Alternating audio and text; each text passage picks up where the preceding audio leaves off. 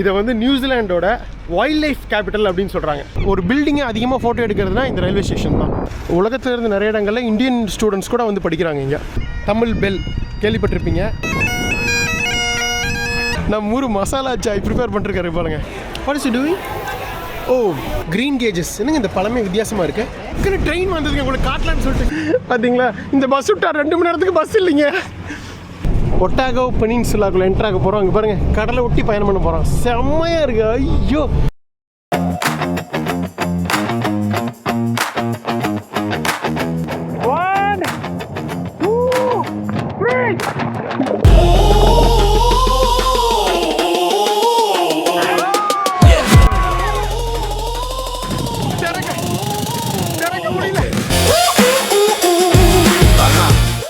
அழகா பால் குடிக்குது.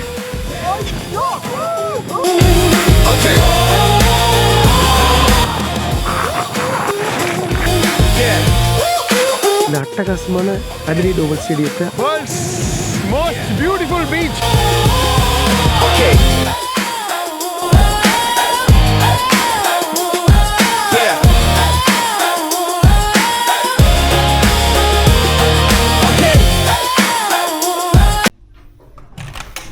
பா, சூரியன் பளிச்சு அடிக்குது. அடுத்த நாள் காலை மணி 9:30ங்க. செக் அவுட் பண்ணி நம்மளோட பேக்கை மேலே வச்சிட்டேன். இந்த கீ கார்டை வந்து உள்ளே வச்சிட்டேன். நம்மளோட on top backpackers 2 night சூப்பராக பார்த்துக்கிச்சு. அட்டகாசமான ஹாஸ்டல் இந்த டனிடீனில். போகலாமா? அப்படியே வாங்க. பா, ஒரு 18 டிகிரிங்க டனிடீனில். சும்மா அப்படியே ஒரு கூல் ப்ரீஸோட அட்டகாசமாக இருக்குது. என்னங்க, ஆரம்பிக்கலாமா நம்மளோட புதிய பயணத்தை? வணக்கம், நான் உங்கள் குமார். நம்ம இப்போ வேர்ல்ட் பட்ஜெட் டூர் சீசன் 15 இருக்கோங்க. அட்டகாசமான ஓஷியானியா அட்வென்ச்சரில் முதல் நாடான நியூசிலாண்டில் இருக்கோம். ஸோ முந்தின எபிசோட்ஸில் நம்ம ஈரோடு திண்டல் முருகன் கோயிலிருந்து கிளம்பி கிட்டத்தட்ட ஒரு 2 நாட்கள் பயணம் பண்ணி 4 ஃப்ளைட்டு பார்த்து ஃபைனலாக இந்த நியூசிலாண்டில் உள்ள சவுத் ஐலாண்டில் உள்ள ஒரு குட்டி சிட்டியான டனிடின் வந்து சேர்ந்தாச்சுங்க. ஆக்சுவலாக டியூனடின்னு சொல்லிட்டு இருந்தேன். அப்படி ப்ரொனவுன்ஸ் பண்ணக்கூடாது, டனிடின் அப்படின்னு தான் ப்ரொனவுன்ஸ் பண்ணுமாமா.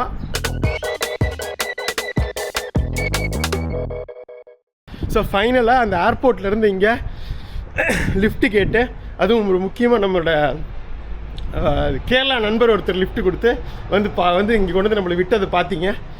அதுக்கப்புறம் ஒரு நாள் நேற்று ஃபுல்லாக ரெஸ்ட் எடுத்துருங்க. இன்றைக்கி அட்டகாசமாக இந்த நியூசிலாண்டை பற்றியும் இந்த டனிடின் சிட்டியும் சூப்பராக சுற்றி பார்க்கலாம். ஓகேவா? ஸோ ஃபஸ்ட்டு இங்கே இருக்கிற இந்த டவுன் அட்ராக்ஷன்ஸ்லாம் சுற்றி பார்த்துட்டு அவுட்டரில் இருக்க முக்கியமான விஷயங்கள்லாம் பார்க்கலாம். முக்கியமாக இதை வந்து நியூசிலாண்டோட வைல்ட் லைஃப் கேபிட்டல் அப்படின்னு சொல்கிறாங்க. அப்படி என்ன ஸ்பெஷல் குமார் வைல்ட் லைஃப் கேபிட்டல்னு சொல்கிற அளவுக்குன்னு கேட்டிங்கன்னா, இருங்க, அதுக்கு முன்னாடி நம்ம இங்கெல்லாம் கிராஸ் பண்ணுறதுக்கு இது பண்ணணும். மற்ற ஊர்கள் மாதிரி கிடையாது, நம்ம வெஸ்டர்ன் கண்ட்ரிஸ் வந்திருக்கோம். இந்த ரூல்ஸ் எல்லாம் ஸ்ட்ரிக்டாக பார்ப்பாங்க. ஸோ நடபாதை முதல் கொண்டு கரெக்டாக பார்த்து தான் நடக்கணும். இங்கே ஒரு ஒட்டாகோ பெனின்சுலா இருக்குங்க, ஒரு தீபகற்பம். அங்கே எல்லா இடத்துலையுமே நிறையா பறவைகள் பார்க்க முடியும். முக்கியமாக ராயல் அல்பட்ராஸ் பறவை. ஸோ விதவிதமான பென்குயின்ஸு, உலகத்திலேயே 18 வகையான பென்குயின்ஸ் வந்து நியூசிலாண்டில் மட்டும்தாங்க இருக்குது. அது முக்கியமாக இந்த ஒட்டாகோ பெனின்சுலா நிறைய வகையான பென்குயின்ஸ் இருக்குது. இந்த ப்ளூ பென்குயின்ஸ் இந்த மாதிரிலாம். இது தவிர சீல்ஸு, சீ லயன்ஸு, அதாவது கடல் நாய், கடல் சிங்கம், இது எல்லாமே நம்ம இங்கே பார்க்க முடியும். ஸோ அதனால இதை வந்து நியூசிலாண்டோட வைல்ட் லைஃப் கேபிட்டல் அப்படின்னு சொல்கிறாங்க. ஸோ நிறைய விஷயங்கள் இருக்குது நியூசிலாண்ட் பற்றி பார்க்குறதுக்கு. ஒவ்வொன்றா பார்ப்போம். ஃபஸ்ட்டு இங்கே வந்ததுக்கப்புறம் நேற்று ஃபுல்லாக ஹாஸ்டல் வைஃபைலேயே ப்ரௌஸ் பண்ணிட்டேங்க. சிம் கார்டே வாங்கலை, நம்மகிட்ட லோக்கல் பணமும் இல்லை. இங்கே பக்கத்தில் தான் சாப்பிட்டேன், அதுக்கு வந்து கார்டே ஸ்வைப் பண்ணிட்டேன், நம்மளோட நியோ கார்டு. ஸோ அதனால் இப்போ என்கிட்ட லோக்கல் பணமே இல்லை. ஸோ தேவைப்படுது. ஸோ ஃபஸ்ட்டு போயிட்டு சிம் கார்டு வாங்குகிறோம், மணி எக்ஸ்சேஞ்சு டாலரை மாற்றுறோம், அதுக்கப்புறம் எக்ஸ்ப்ளோர் பண்ணுறோம் சிட்டியை. ஓகேவா? இந்த நியூசிலாண்ட்லேயே மொத்தமாகவே உங்களுக்கு வந்து 53 லட்சம் பேர் தான் இருக்காங்க, 1 கோடி கூட இல்லை. ஸோ 53 லட்சத்தில் இது வந்து ஒரு 1.25 லட்சம் தான், ஒரு குட்டி சிட்டி தான். முக்கியமாக நியூசிலாண்டில் 2 மிகப்பெரிய தீவுகள் இருக்குங்க, நார்த் ஐலாண்ட், சவுத் ஐலாண்டு. இதில் தான் மக்கள் அதிகமாக வசிக்கிறாங்க. இது தவிர ஒரு 600க்கும் மேற்பட்ட தீவுகள் இருக்குது. அதில் ஒரு 10க்கும் மேற்பட்ட தீவுகளில் மக்கள் வசிக்கிறாங்க. மற்றதெல்லாம் சும்மா குட்டி குட்டி தீவு தான். முக்கியமான தீவுகள் நார்த், சவுத் ஐலாண்டு. அதில் முக்கியமாக நார்த் ஐலாண்டில் தான் அதிகமாக மக்கள் இருக்காங்க. இந்த பெரிய சிட்டிஸ் ஆக்லாண்டு, அப்புறம் இந்த நாட்டோட கேபிட்டல் வெலிங்டன், அதெல்லாம் அங்கே இருக்குது. சவுத்தில் ஒரு 4-5 சிட்டிஸ் இருக்குது. அதில் கிரைஸ்ட் சர்ச் தான் பெரிய சிட்டி, இதோட கொஞ்சம் நார்த்தில் இருக்குது. இது வந்து சவுத் ஆஃப் சவுத் ஐலாண்டில் இருக்குது டர்னிடின். கிட்டத்தட்ட one of the most isolated cities இந்த வேர்ல்டு அப்படின்னு சொல்லலாங்க.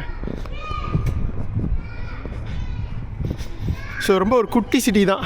பட் இந்த சிட்டியோட மெயின் விஷயங்களே மொத்தமாகவே ஒரு 2 கிலோமீட்டர் நடந்தீங்கன்னு வைங்களேன், மொத்த சிட்டியே ரவுண்ட் அடிச்சிடலாம். இதுதான் இந்த சிட்டியோட முக்கியமான சென்டர்.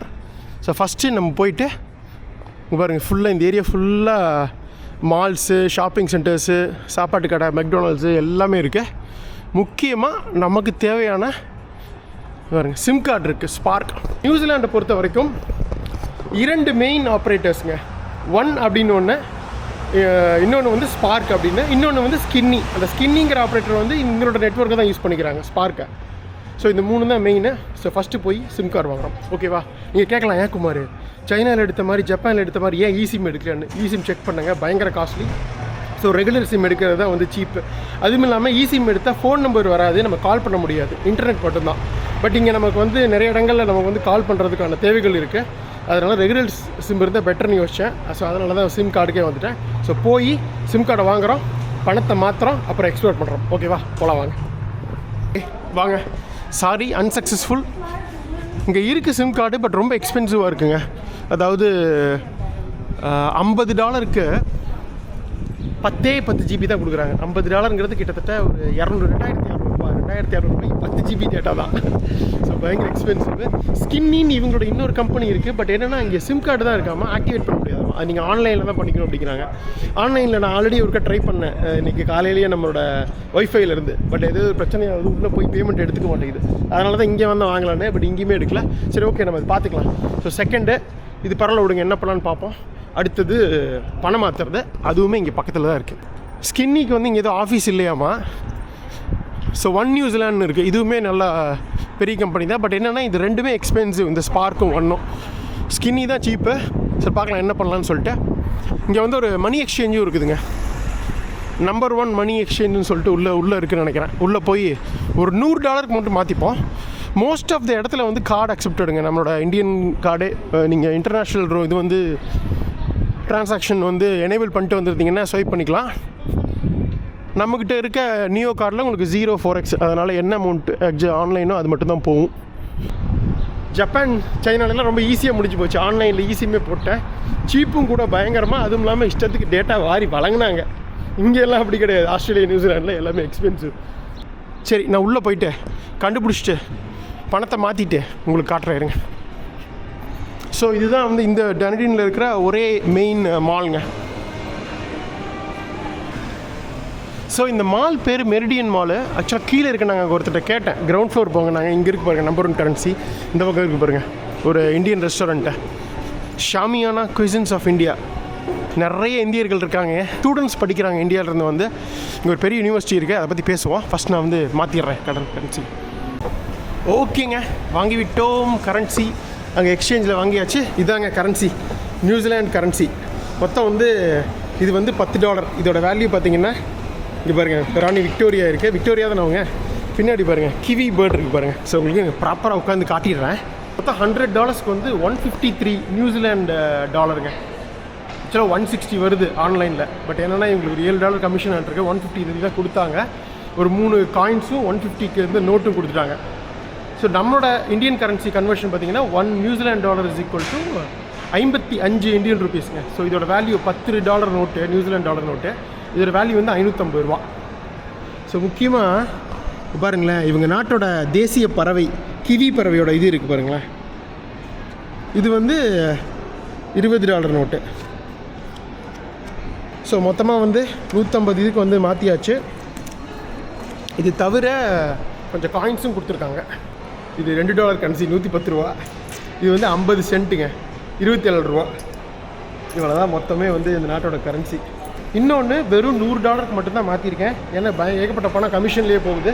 மற்றபடி இங்கே நியூசிலாண்டில் எல்லா இடங்களையும் சரி, பெட்ரோல் பங்க்லேயும் சரி, மற்றபடி பஸ் டிக்கெட்ஸ் சரி, சின்ன டவுன் பஸ் டிக்கெட்ஸில் அந்த வெளியூர் போகிற பஸ் டிக்கெட்ஸு, மற்றபடி எல்லா விஷயங்கள், சூப்பர் மார்க்கெட்டு, கடை, சாப்பாடு எல்லா இடத்துலையுமே வந்து கார்டு வாங்கிக்கிறாங்க. நம்மகிட்ட நியோ கார்டு இருக்குது. அதனால் எந்த எக்ஸ்சேஞ்சும் இல்லாமல் பெஸ்ட்டு ப்ரைஸ்லேயே வந்து நம்ம வந்து முடிச்சிடலாம் எல்லாத்தையும். ஸோ அதனால் இனிமேல் பணமே மாற்ற வேண்டாம். ஒரு எமர்ஜென்சி பர்பஸ்க்காக ஒரு $100 மட்டும் மாற்றி வச்சுருக்கேன். ஓகேவா, போகலாம் வாங்க. டன். பா, நேற்றுலாம் ஒரே தூரிக்கிட்டே இருந்ததுங்க ஃபுல்லாக. விடிய முந்தா நேற்று நைட்டு தூக்கமே இல்லை. அதனால் நேற்று பகல் ஃபுல்லாக தூங்கிட்டேன். நம்ம தான் ஜெட்லாகில் இருக்கோம்ல, இந்தியாவோட 7.5 மணி நேரம் வந்து நியூசிலாண்டு வந்து அஹைடாக இருக்குங்க. இப்போ இந்தியாவில் வந்து மணி 3 ஏர்லி மார்னிங் 3னா இங்கே வந்து 10:30. ஸோ யூஸ்வலாக 10:30 மணிக்கு கிரிக்கெட் ஆரம்பிக்கும். இந்தியாவில் 3 மணிக்கு ஆரம்பிக்கும் லைவ். ஸோ அதை வச்சு தான் சொல்கிறேன் 7.5 மணி நேரம் அஹைடு. ஈவினிங் தான் பரவாயில்லாமல் இருந்தது. ஸோ அதோட ஃப்ளாஷ்பேக்கை நீங்கள் ஈவினிங் பார்ப்பீங்க, நேற்று என்ன நடந்தது அப்படிங்கிறத. அது உங்களுக்கு ஃப்ளாஷ்பேக்கில் போடுறேன். இன்றைக்கி ஓரளவு காலையில் வெயில் அடித்து சூப்பராக இருப்பா.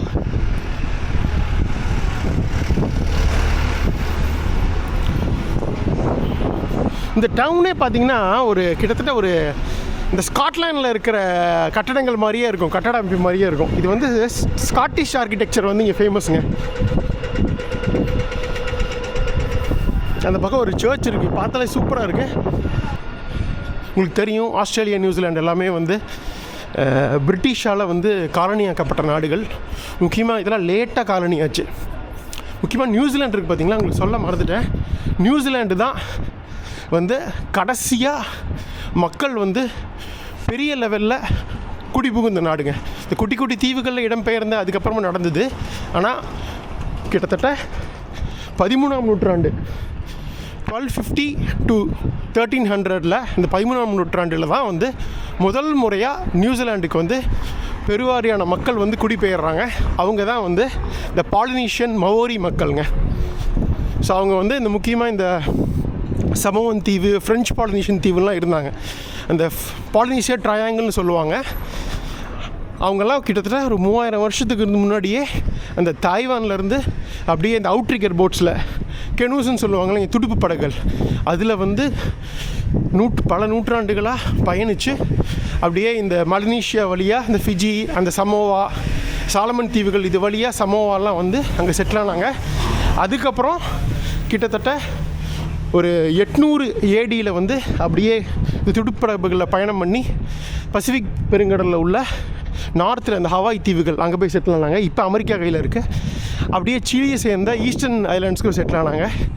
ஃபைனலாக 13ஆம் நூற்றாண்டில் 1250 to 1300 அப்படியே இந்த துடுப்பு படகுகள் மூலிமா ஒரு மிகப்பெரிய ஒரு பசிபிக் தீவான ஆஸ்திரேலியாவுக்கு கீழே இருக்கிற நியூசிலாண்டுக்கு வந்து இடம்பெயர்றாங்க. அதுக்கப்புறம் இது வந்து மௌரி மக்கள் வந்து விவசாயம் பண்ணி மிகப்பெரிய லெவலில் அவங்க வளர்ச்சி அடைகிறாங்க, விவசாயம்லாம் பண்ணுறாங்க, காட்டையெல்லாம் அழித்து. அதுக்கப்புறம் என்ன நடந்தது அப்படின்ட்டு இந்த அட்டகாசமான சர்ச்சை பார்த்துட்டு பேசுவோம். ஸோ இந்த ஊரோட மெயின் ஸ்ட்ரீட் இது தான், ஷாப்பிங் ஸ்ட்ரீட்டு. இந்த பக்கம் மாலு. ஒரு 2 மணி நேரம் நடந்துருந்தீங்க, மொத்த ஊரே நடந்துடலாம் இந்த மெயின் சென்டரை. ஸோ இந்த பாலினீஷியன் மக்கள்னு சொல்லுவாங்க. அதில் வந்து இங்கே வந்து நியூசிலாண்டில் வந்து செட்டில் ஆனவங்க தான் வந்து மாவோரி இன மக்கள்னு சொல்கிறாங்க. ஸோ அவங்க தான் இந்த நாட்டுக்கு முதலில் வந்து செட்டிலான மக்களுங்க. இந்த நாட்டோட பூர்வகுடியினர் அப்படின்னு சொல்லலாம். இது நடந்தது 13ஆம் நூற்றாண்டு. ஸோ இதுதான் கடைசியாக ஒரு மிகப்பெரிய ஒரு மைக்ரேஷன் நடந்து ஒரு நாட்டில் வந்து செட்டிலான நாடுன்னு சொல்லலாம். யங்கஸ்ட் நேஷன் கூட சொல்லலான்னு வைங்களேன். சில நாடுகளில் யங்கஸ்ட் நேஷன் சொல்லுவோம், சவுத் சூடான் அதெல்லாம் மக்கள் நீண்ட காலமாக இருக்காங்க. ஆனால் இப்போ நாடானது இப்போ இது வந்து முதல் இந்த நாட்டுக்கு மக்கள் வந்தது, கடைசியாக ஒரு பெரிய லேண்ட்மார்க்ஸ்க்கு வந்து மக்கள் வந்து செட்டில் ஆனது இங்கே நியூசிலாண்டு தான் வைங்களேன். அதுக்கு முன்னாடி இங்கே வெறும் விலங்கினங்கள், பறவையினங்கள், காடுகள் தான் இருந்துச்சு. ஸோ வந்து கொஞ்சம் கொஞ்சமாக காடுகளை இது பண்ணி விவசாயம்லாம் பண்ணாங்க. உங்களுக்கு எல்லாம் மெயினாக அவங்க வந்து இந்த சக்கரவள்ளி கிழங்கு வகைகள் தான் அதிகமாக சாப்பிட்டாங்க. நம்ம சமோவில் கூட போய் பார்த்துருப்போமே நிறையா இந்த மார்க்கெட்லாம் போயிட்டு.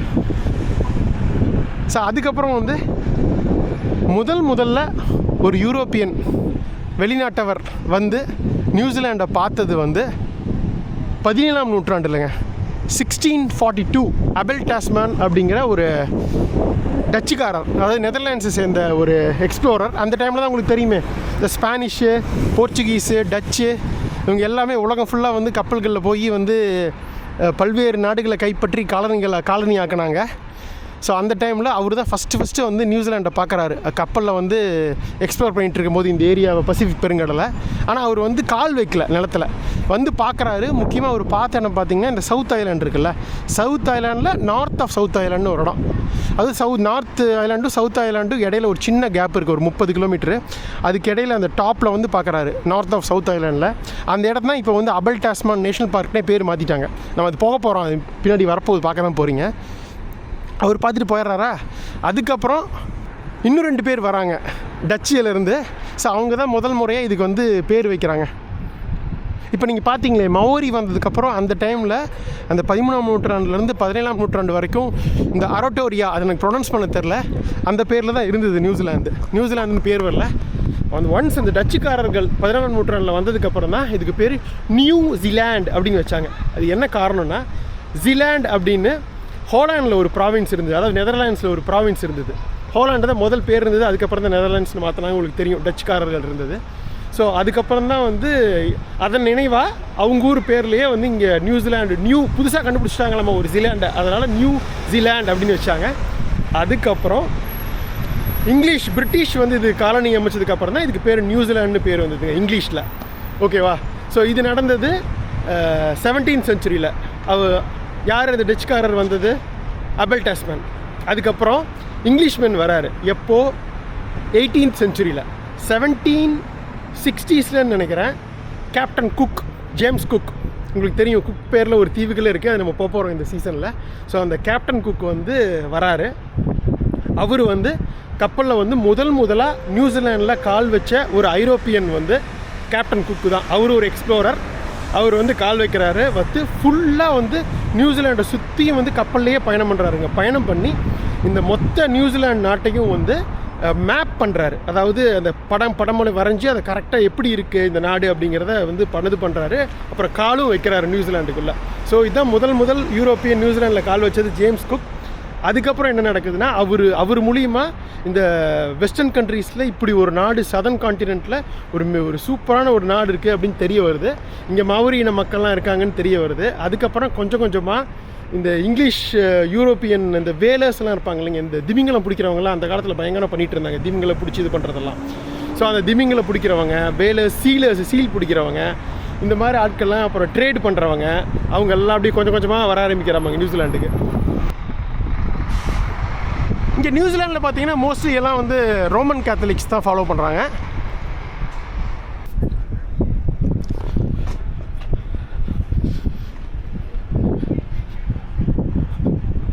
ஸோ ஃபுல்லாக கற்கல்லே கட்டியிருக்காங்க, அட்டகாசமாக இருக்குது சர்ச். நிறைய சர்ச் சவுத் அமெரிக்கா, சென்ட்ரல் அமெரிக்காலலாம் பார்த்துருக்கோம். நாக்ஸ் சர்ச்சுங்க இதுக்கு பேர். அட்டோரா அப்படி ப்ரொனவுன்ஸ் பண்ணுமா, அட்டோரான்னு வச்சுக்கலாம். அதுதான் வந்து மவோரி ஒரு மொழியில் இந்த நாட்டோட பேருங்க. அதுக்கப்புறம் தான் வந்து நியூசிலாண்டுன்னு சொல்லிட்டு டச்சுக்காரங்க வச்சாங்க. அப்புறம் இங்கிலீஷ் குக் வந்ததுக்கப்புறம் நியூசிலாண்டு ஆகிடுச்சு. பாருங்கள், ஸ்டூடெண்ட்ஸ்லாம் ஏகப்பட்ட பேர் இருக்காங்க. இதுக்கெலாம் என்னவாக இருக்க முடியும்? காரணம், ஒரு பெரிய யூனிவர்சிட்டி இங்கே இருக்குது. நியூசிலாண்டோட biggest oldest university Otago university. ஆக்சுவலாக வந்து நியூசிலாண்டு வந்து இப்போ நம்ம ஊரில் எப்படி டிஸ்ட்ரிக்கு இதெல்லாம் சொல்கிறோம், ப்ராவின்ஸு அப்படின்லாம் இப்போ சைனாவில் இருந்தது, இங்கே வந்து ரீஜியன்னு சொல்கிறாங்க. மொத்தம் 16 முக்கியமான ரீஜன்ஸ் இருக்குங்க நியூசிலாண்டில்.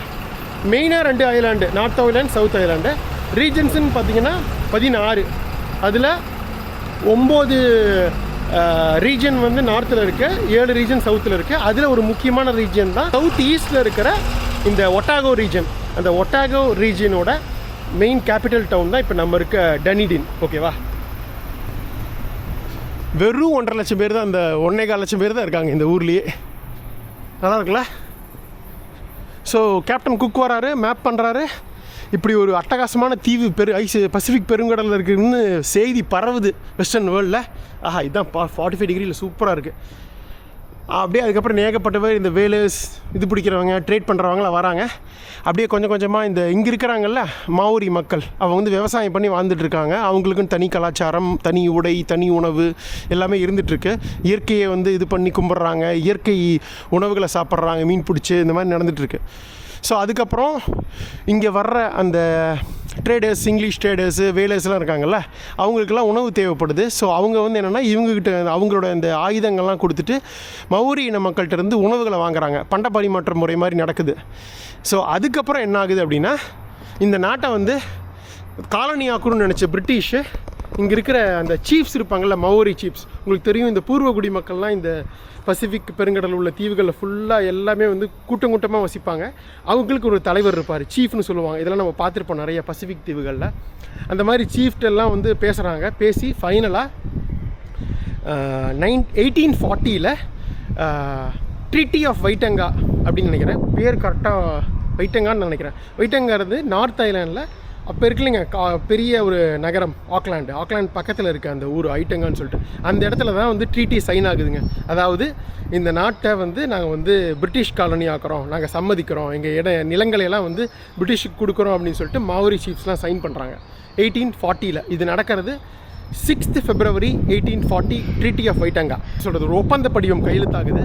ஸோ அப்போது இருந்து நியூசிலாண்டு வந்து பிரிட்டிஷ் காலனியாக மாறுதுங்க, பிரிட்டிஷ் கண்ட்ரோலில் வருது. அதுக்கப்புறம் என்ன ஆகுதுன்னா அதில் நிறைய குளறுபடி, ஒரு சில மாவோரி சீஃப்ஸ்க்கு பிடிக்கல, அதனால் அந்த ஒரு பெரிய ஒரு சண்டை மாதிரி கிரியேட் ஆகுது இவங்களுக்கும் பிரிட்டிஷர்ஸ்க்கும். அதுக்கப்புறம் அது நியூசிலாண்டு வார்ஸ், அது ஒரு 30 வருஷம் போகுது. அதுக்கப்புறம் படிப்படியாக ஓரளவுக்கு கம்ப்ளீட்டாக பிரிட்டிஷர்ஸ் கண்ட்ரோல்லே வந்துடுது. அதில் கொஞ்சம் பேர் இந்த பிரிட்டிஷர்ஸ் வந்தவங்க, இந்த மாதிரி யூரோப்பியன்ஸ் வந்தவங்கெல்லாம் வந்து நிறைய இந்த இங்கே அவங்க இருக்க நோயெல்லாம் பரப்புனாங்க. இதெல்லாம் பார்த்துருப்போம், உலகம் ஃபுல்லாக நடந்தது தான். அதில் நிறைய பேர் வந்து மவோரின மக்கள் இறந்தாங்க. பட் அப்படியே ஒரு பாப்புலேஷன் கொஞ்சம் கொஞ்சமாக குறைஞ்சி அவங்களும் வந்து அப்படி இந்த வெஸ்டர்ன் இதுக்கு மாறிட்டாங்க போக போக. அதுக்கப்புறம் என்ன சொல்கிறது, நியூசிலாண்டு வந்து பிரிட்டிஷ் சார்பாக 1ஆம் உலகப் போர், 2ஆம் உலகப் போர் இது எல்லாத்துலேயுமே வந்து பங்கெடுத்தாங்க. ஃபைனலாக 1947 நம்ம சுதந்திரம் வாங்கின அதே டைமில் நியூசிலாண்டுக்கு தனி நாடு அந்தஸ்து கொடுத்துட்டு பிரிட்டிஷர்ஸ் வந்து இது பண்ணிட்டாங்க. பட் ஸ்டில் இந்த நியூசிலாண்டு வந்து கிங் யாருன்னு பார்த்தீங்கன்னா சார்லஸ் III. இப்போ இங்கிலாந்தோட கிங் இருக்கார்ல சார்லஸ் III, அவர் தான் இதுக்கும் கிங்கு. பட் ஆனால் இவங்களோட கவர்னன்ஸு இது அந்த என்ன சொல்கிறது, இந்த நாட்டோட கான்ஸ்டியூஷனு, பார்லமெண்ட்டு இதெல்லாமே தனி கண்ட்ரி அந்தஸ்து தான் கொடுத்துருக்காங்க நியூசிலாண்டுக்கு. ஸோ இதுதான் வந்து இந்த நாட்டோட ஒரு குட்டி ஹிஸ்ட்ரி. ஓரளவுக்கு இதாக சொல்லிட்டேன்னு நினைக்கிறேன். மற்றபடி இந்த மௌரி இன மக்களோட கலாச்சாரம் அவங்க இது எல்லாமே வந்து நம்ம செப்பரேட் எபிசோட்ஸில் அங்கே போகும்போது பார்ப்போம். சவுத் ஐலாண்ட்லேயும் இருக்காங்க, பட் நார்த் ஐலாண்டில் நிறைய மௌரி இன மக்கள் இருக்காங்க. அந்த ரோரட்டுவா அப்படி ஆக்லாண்டுக்கு பக்கத்தில் உள்ள இடங்கள்லாம். ஸோ அங்கே போகும்போது அதை பற்றி விலாவரியாக பார்ப்போம். ஒவ்வொரு இடங்களுக்கு போகும்போது ஒவ்வொரு சம்மந்தப்பட்ட விஷயங்களை பார்ப்போம். ஓகேவா? இதுதான் வந்து ஒரு குட்டி ஸ்டோரி, ஓவரால் குட்டி ஸ்டோரி ஆஃப் நியூசிலாண்டு. சரிங்களா? ஸோ இப்படி தான் முதல் முறையாக மௌரி வந்தது, அதுக்கப்புறம் டச்சு வந்தது, அப்புறம் இங்கிலீஷ்மன் வந்து கம்ப்ளீட்டாக காலனி ஆக்கினது 1840. ஃபைனலாக 1947 டேட்டெல்லாம் கிடையாது, படிப்படியாக வந்து இது கொடுத்தாங்க. அதனால் இண்டிபெண்டன்ஸ் டே அப்படின்னு இவங்களுக்கு ஒரு டே கிடையாது நியூசிலாண்டில். 1947 கம்ப்ளீட்டாக நியூசிலாந்து கையில் ஃபுல்லாக ஒப்படைச்சிட்டு அவங்க போயிட்டாங்க. அதுக்கப்புறம் இங்கே தேர்தல் நடக்குதுங்க, 3 வருஷத்துக்கு ஒருக்கா 4 வருஷத்துக்கு ஒருக்கா நினைக்கிறேன். தேர்தல் நடந்து பிரைம் மினிஸ்டர், இங்கே பிரசிடென்ட் கிடையாது நியூசிலாண்டில், பிரைம் மினிஸ்டர் தான் வந்து இருக்காங்க. இப்போ கூட ரீசெண்டாக ஒரு லேடி பிரைம் மினிஸ்டர் இருந்தாங்கன்னு நினைக்கிறேன். ஓகே, இது எனக்கு தெரிஞ்ச எல்லாம் கம்ப்ளீட்டாக பூட்டியிருக்காங்க, பார்க்க முடியாது. பட் நல்லாயிருக்கு இந்த சர்ச்சு. சரி, நம்ம அப்படியே வந்து இதுக்கு போவோமா? முக்கியமாக டனிடனோட மெயின் அட்ராக்ஷன், இங்கே ஒரு ரயில்வே ஸ்டேஷன் இருக்குங்க, ஒரு பழங்கால ரயில்வே ஸ்டேஷன். ஸோ ஒரு பயங்கரமான ஒரு ஸ்காட்டிஷ் ஆர்கிடெக்சர் கட்டட அமைப்பில் கட்டியிருக்காங்க. ஒரு ரெனைசான் ஸ்டைல்னு அது இதுன்னு பயங்கரமாக வேர்டு போட்டிருந்தது, ஃபேரி டெய்ல் அப்படி இப்படின்னு. நமக்கு தெரிஞ்சது நம்ம ரேஞ்ச் ஃபேரி டெய்லு, அதனால் என்ன தான் இருக்குதுன்னு போய் பார்த்துடலாம் வாங்க. அந்த பக்கம் இருக்குது, அதை பார்த்துட்டு இன்னொரு ஸ்பெஷல் என்னென்னா, அங்கே வந்து சாட்டர்டே இன்றைக்கி மட்டும் காலையில் ஒரு ஹாஃப் டே வந்து ஒரு இது நடக்குங்க, மார்க்கெட், ஃபார்மர்ஸ் மார்க்கெட். இங்கே சுற்றி உள்ள விவசாயிகள் எல்லாமே, இங்கே நியூசிலாண்டை பொறுத்த வரைக்கும் எல்லாமே வந்து இயற்கை விவசாயம் தாங்க பண்ணுறாங்க. பூச்சிக்கொல்லி மருந்தோ இல்லை உரங்கள் போடுறதோ எதுவுமே கிடையாது. அவ்வளோ வளமான மண். ஏன்னா இங்கே நியூசிலாண்டில் பார்த்திங்கன்னா நிறைய எரிமலைகள் இருக்குது, முக்கியமாக நார்த்தில், சவுத்துலேயும். கிட்டத்தட்ட இந்த ஊரே ஒரு ஒரு சில மில்லியன் வருடங்களுக்கு முன்னாடி ஒரு எரிமலை இதாகி உண்டாகினது தான் அவங்க மாதிரி தான் போட்டிருந்தது. ஆனால் மண்ணெல்லாம் வளமான மண், ரொம்ப பியூரான ஒரு நாடு இது. காற்றும் சரி மண்ணும் சரி, அதனால் எல்லாமே இயற்கையாகவே விளையுது பிரமாதமாக. ஸோ எந்த ஒரு இதுவும் தேவையில்லை. ஸோ அதனால் சனிக்கிழமை மட்டும் வாரம் மார்க்கெட்டில்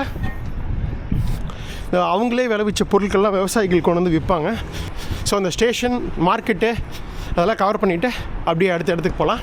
அப்படியே நடந்து வந்துட்டோங்க பாருங்கள். Welcome to the University of Otago. அப்படியே இந்த சைடு ஃபுல்லாக எல்லாம் ஒட்டாகோ யூனிவர்சிட்டிஸ் தான். இந்த நியூசிலாண்ட்லேயே முதல் ஆரம்பிக்கப்பட்ட ஒரு யூனிவர்சிட்டிங்க, பெரிய யூனிவர்சிட்டியும் கூட.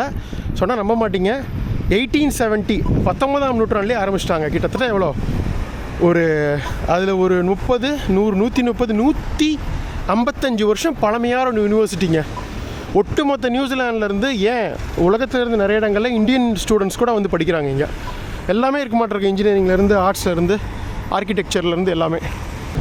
இந்த ஊர் ஒரு காலத்தில் பெரிய சிட்டியாக இருந்ததுங்க. அதுக்கப்புறம் ஒரு விஷயம் அதுக்கு ஸ்டாப் ஆனதுங்காட்டி இந்த ஊர் சின்னதாகிடுச்சு. இப்போதைக்கு இந்த ஊரோட மெயின் அட்ராக்ஷன் மற்றும் மக்கள் அதிகமாக இருக்கிறதுக்கு காரணம் இந்த ஒட்டாகோ யூனிவர்சிட்டி தான். ஆயிரக்கணக்கான ஸ்டூடெண்ட்ஸ் படிக்கிறாங்க. இப்போ அவங்களுக்கு ஓரியன்டேஷன் நடந்துகிட்ருக்குங்க. அதாவது வர திங்கக்கிழமை ஸ்டார்ட், இன்றைக்கி சனிக்கிழமை. இங்கே எப்படின்னா ஸ்டூடெண்ட்ஸ் வந்து ஒரு வாரத்துக்கு முன்னாடியே வந்துடுவாங்க எல்லா ஊரில் இருந்தோம். வந்து ஹாஸ்டல், இங்கே மெயினாக ஹாஸ்டல்ஸ் இருக்கான்னு தெரில, நிறைய வீடு ரெண்ட்டு கொடுவாங்க ஸ்டூடெண்ட்ஸ்க்கு. அங்கே தங்கிட்டு ஒரு வாரம் ஃபுல் பார்ட்டி தான். பார்ட்டி பண்ணிவிட்டு ஃபுல்லு ஆட்டம் போட்டு தான் வந்து படிப்பு ஆரம்பிக்கிறதே. ஒரு வித்தியாசமான ஒரு கல்ச்சர்னு வைங்களேன் இங்கே ஒட்டாகோ இதில். பட் இவங்க ஆட்டம் போடுறது மட்டும் இல்லாமல் இங்கே நிறையா கன்சர்வேட்டிவ் ப்ராஜெக்ட்ஸ் இது எல்லாத்துக்குமே இவங்க வந்து இது பண்ணுறாங்க, உதவி பண்ணுறாங்க. ஸ்டூடெண்ட்ஸ் நிறையா அந்த தொண்டு ஆட்டுறது அதெல்லாம் அந்த மாதிரி நிறைய விஷயங்கள் பண்ணுறாங்க இந்த ஒட்டாகோ ஸ்டூடெண்ட்ஸ். அதனால் இவங்க என்டர்டெயின்மெண்ட்டுக்கும் பண்ணுவாங்க, அதே சமயம் நல்லதும் பண்ணுவாங்கன்னு வைங்களேன். ரூல்ஸை கரெக்டாக ஃபாலோ பண்ணணும்னு வைங்களேன், இங்கே யாரும் நம்மளை எதுவும் தொந்தரவு பண்ண மாட்டாங்க. நம்ம பாட்டுக்கு ஜாலியாக இருக்கலாம். இதில் பாருங்கள், car park, private car park. இங்கே சிட்டியில் மட்டும் கொஞ்சம் இது கிடைக்கிறது கஷ்டங்க, கார் பார்க்கிங். நிறைய இடங்களில் வந்து காசு கொடுத்து பார்க் பண்ண மாட்டிருக்கு. ஒரு சில இடங்களில் தான் ஃப்ரீ. சண்டே மட்டும் எங்கே வேணாலும் நிறுத்திக்கலாம், நம்ம எல்லாமே ஃப்ரீயாகனு வைங்களேன். வந்துட்டு இருந்தேங்க நடந்து பாருங்கள், பெட்ரோல் பங்க் இருக்குது. 91 நம்ம ரெகுலர் பெட்ரோல் வந்து 2.52ங்க. ஆல்மோஸ்ட் ஒரு 140 ரூபா பக்கம் வருதுங்க லிட்ரு. செம்ம எக்ஸ்பென்சிவ் பெட்ரோல்.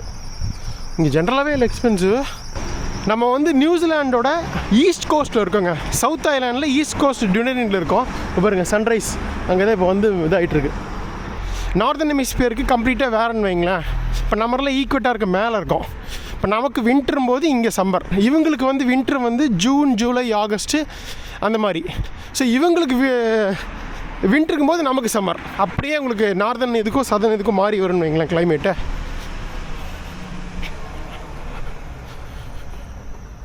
வின்டர்லலாம் இங்கே நல்லா குளிருங்க. மைனஸ் போய் பெரிய லெவலில் ஸ்னோலாம் இருக்காதிங்க, ஏன்னா கடல் ஒட்டி இருக்குது இந்த சிட்டி. இதுவே நீங்கள் இன்டீரியர் போனீங்கன்னா சவுத் ஐலாண்டில் நிறைய மலைகள் இருக்குதுங்க, ஐஸ் மலைகள். ஃபிஜார்ட்லேண்டும் இருக்குது. முக்கியமாக இதில் வந்து சதர்ன் ஆப்ஸ்னே சொல்கிறாங்க. இப்போ எப்படி சுவிட்சர்லாண்டில் ஆப்ஸ் மலைகள்னு சொல்லுவாங்க, அதே மாதிரி நியூசிலாண்டோட ஆப்ஸ் மலைகள் வந்து இங்கே சவுத் ஐலாண்டில் தான் இருக்குது. நம்ம அதெல்லாம் போகிறோம் அடுத்தடுத்து. அங்கெல்லாம் உங்களுக்கு வந்து ஃபுல்லாக பனி பெஞ்சிரும், மைனஸில் போயிடும். இங்கே சம்மர்லேயுமே கூட பெரிய லெவலில் ஆஸ்திரேலியா மாதிரி 40 டிகிரி அந்த மாதிரிலாம் போகாது. நார்த் ஐலாண்டில் கூட உங்களுக்கு அந்த ஆக்லாண்ட்லாம் கொஞ்சம் ஒரு 35 வரைக்கும் போகும் பீக் சம்மரில். இங்கே பீக் சம்மர்லேயே உங்களுக்கு 25 தான். 25க்கு மேலே போகவே போதிங்கலாம் வைங்களேன். ஸோ அதனால் ஒரு கம்ஃபர்டபுளான வெதர், அப்படி கூலாக ஜாலியாக பறக்கலாம். இங்கே வர்ற ஸ்டூடெண்ட்ஸ் கூட 18+ இயர்ஸ் இருக்கிறதுனால டிரைவிங் லைசன்ஸ் எடுத்துகிட்டு இங்கே வந்து இது வாங்கிக்கிறாங்க. நம்மளை மாதிரி வர டூரிஸ்ட் வந்து கொஞ்ச நாளைக்கு வந்து இந்தியன் லைசன்ஸ் வச்சே ஓட்டலாம். பட் ஆனால் ரொம்ப நாள் நீங்கள் இருக்கிற மாதிரி இருந்தீங்கன்னா நீங்கள் டிரைவிங் இங்கே வந்து லைசன்ஸ் எடுக்கணும், ஓடியூ. ஸோ இவ்வளோ தாங்க மொத்தமே. அந்த பக்கம் தெரியுதா மலை, இந்த பக்கம் அப்படியே இதாக இருக்குது பார்த்தீங்களா, இவ்வளோ தான். இதுக்குள்ளே தான் சிட்டியே. சிட்டியில் இருக்காங்க. அப்புறம் அந்த பெனின்சுலா போகிற வழியில் குட்டி குட்டி டவுன்ஸு, கிராமங்கள்லாம் இருக்குது, அதுலேயும் மக்கள் இருக்காங்க. ஃபைனலாக நடந்து ஒரு அரை மணி நேரம் இந்த டனிடின் ரயில்வே ஸ்டேஷனுக்கு வந்தாச்சுங்க. இந்த நாட்டோட ஒரு மிகப்பெரிய பழங்காலத்து முதல் ரயில்வே ஸ்டேஷன். ஒரு ரயில்வே ஸ்டேஷன் கட்டணும் அப்படின்னா அதுக்கு ஏதாவது ஒரு பெரிய தேவை இருந்திருக்கும்ல, அது நடந்தது. ஒன்ஸ் வந்து British colony 19th century middle ஆனதுக்கப்புறம் 1840 பிரிட்டிஷ் ஆண்ட டைமத்தில் ஃபஸ்ட் வேர்ல்டு வாருக்கு முன்னாடி 1906 முக்கியமாக அந்த 19th century முடிவில் இங்கே வந்து மிகப்பெரிய ஒரு கோல்டு ரஷ் நடக்குதுங்க. 1860s 1870s அந்த டைமில் என்ன ஆகுதுன்னா, இங்கே வந்து ஒரு மிகப்பெரிய தங்க சுரங்கம் இது கண்டுபிடிக்கிறாங்க, தங்கம் இருக்கிறத. ஸோ தங்கம் இருந்தாலே என்ன, எல்லாம் படையெடுத்து வர ஆரம்பிச்சிருவாங்க அந்த டைமில். பல இடங்களில் பார்த்துருப்போமே, சவுத் ஆஃப்ரிக்காலெல்லாம் அங்கேயும் கோல்டு ரஷ் நடந்தது அந்த ஜோஹானஸ்பர்க்கில். அதே மாதிரி இந்த டன்டின் சிட்டி வந்து ஒரு கோல்டன் சிட்டி ஆஃப் நியூசிலாந்து அப்படின்னே சொல்லலாம். இங்கேயும் ஒரு கோல்டு ரஷ் நடந்தது 1860s 70s. ஏகப்பட்ட பேர் வந்து தங்கத்துக்காக வந்து சேர்ந்தாங்க யூரோப்பியன்ஸு. முக்கியமாக ஸ்காட்டிஷ். நான் சொன்னேன்ல, ஸ்காட்லாண்ட் அப்படிங்கிறது ஒன்றும் இல்லைங்க, யுனைடெட் கிங்டமில் பிரிட்டிஷ் சொல்கிறது இங்கிலீஷ்மேன், அதாவது இங்கிலாண்டு, அதுக்கு மேலே தான் ஸ்காட்லாண்டு இருக்குது, இந்த பக்கம் அயர்லாண்டு, வேல்ஸு, இதை நாலும் சேர்ந்து தான் வந்து நம்ம யுனைடெட் கிங்டம்னு சொல்கிறோம். ஒரே இதுவா தனித்தனி நாடுகள் தான். வீசாவுக்கு வந்து யுனைடெட் கிங்டம்னு ஒரே வீசாவை எடுத்து எல்லாத்தையும் கேர் பண்ணிக்கலாம். ஸோ அந்த ஸ்காட்லாண்ட்லேருந்து நிறைய பேர் வந்து இதுக்காக வராங்க. இங்கே ஒரு மிகப்பெரிய ஒரு கம்யூனிட்டி உருவாகுது, ஸ்காட்டிஷ் கம்யூனிட்டி, ஸ்காட்டிஷ் மக்கள். ஸோ அவங்க இந்த மிகப்பெரிய ஒரு சுரங்கங்கள் இது பண்ணி தங்கங்கள்லாம் எடுத்து நம்ம ஊர் மாதிரி தான் எல்லாம் அனுப்ப ஆரம்பிக்கிறாங்க ஸ்காட்லாண்டுக்கு. ஸோ அந்த சுரங்கங்களில் வேலை செய்கிறதுக்கு ஆள் வேணும்ல, அதுக்கு சைனாவில் இருந்து ஆளுகளை கூப்பிட்டு வராங்க. ஸோ இங்கே வந்து ஒரு பெரிய ஒரு சைனீஸ் கார்டன் கூட இருக்குது. ஸோ இந்த மாதிரி நடந்துகிட்டு இருக்குது. பட் வருங்காலத்தில் போக போக உங்களுக்கு தங்கங்கள் குறையும் பொழுது அப்படியே வழக்கொழிஞ்சு போயிடுச்சு. பட் அந்த டைமில் அந்த 19th century முடிவில் இங்கே தங்கம் இருக்கிறது தெரிஞ்சோன்னே ஏகப்பட்ட பேர் மக்கள் வந்து இந்த நியூசிலாண்ட்லேயே மிகப்பெரிய சிட்டியாக, அதிக மக்கள் வாழ்கிற சிட்டியாக இந்த டன்ரின் தான் இருந்துச்சு. பயங்கர பக்கத்துலேயே போர்ட்டும் இருக்கா, அதனால் உங்களுக்கு வந்து அந்த போர்ட் வந்து உங்களுக்கு பார்க்க போகிறீங்க. ஸோ கப்பல் மூலிமா வந்து இங்கேருந்து பசிபிக் பெருங்கடலில் பயணம் பண்ணி இதுக்கு போய் என்னது இங்கிலாந்து வந்து போய் எடுத்துகிட்டு போனாங்க. இங்கிலாந்து ஸ்காட்லாண்டுக்கெலாம் எடுத்துகிட்டு போனாங்க, யூரோப்பையும் எடுத்துகிட்டு போனாங்க. ஸோ அதுக்கப்புறம் தான் வந்து படிப்படியாக குறைய ஆரம்பிச்சிது. அதுக்கப்புறம் வந்து அது இந்த நகரம் வந்து அப்படியே அதோட என்ன சொல்கிறது பெரும்பான்மையை இழந்து அப்படியே சின்ன டவுனாக ஆறிடுச்சு. நார்த்தில் உள்ள ஆக்லாண்டு, வெலிங்டன்லாம் அந்த இடத்த பிடிச்சிச்சு. இதுதான் விஷயம். ஸோ அந்த ஸ்காட்லாண்டு வந்து இருந்த டைமில் 20th century ஆரம்பத்தில் 1907 அப்போ தான் வந்து இதை கட்டினாங்க. இது எதுக்காக அப்படின்னா, அந்த ஒட்டாகோ பெனின்சுலா அந்த ஹார்பர் இருக்குல்ல, அங்கேருந்து வந்து ரயில்வே லைன் இருக்குது. இது வழியாக அப்படியே உங்களுக்கு வந்து மேலே நார்த்தில் உள்ள அந்த சவுத் ஐலாண்டில் உள்ள நார்த் பார்ட்டுக்கான கிரைஸ்ட் சர்ச்சுக்கு, இதே சவுத் ஐலாண்டில் இன்னும் சவுத்தில் இருக்க லாஸ்ட் டவுனான இன்வர்கில் நினைக்கிறேன், இன்வர்கேகில், அது பேர் கரெக்டாக தெரியல எனக்கு, அதுக்கெல்லாம் ரயில்வே லைன் போட்டாங்க டிரான்ஸ்போர்ட்டுக்கு. இந்த கோல்டும் சரி, அதுவும் இல்லாமல் இங்கே வந்து உங்களுக்கு நிறைய ஃபார்ம்ஸு இதெல்லாம் க்ரியேட் பண்ணாங்க.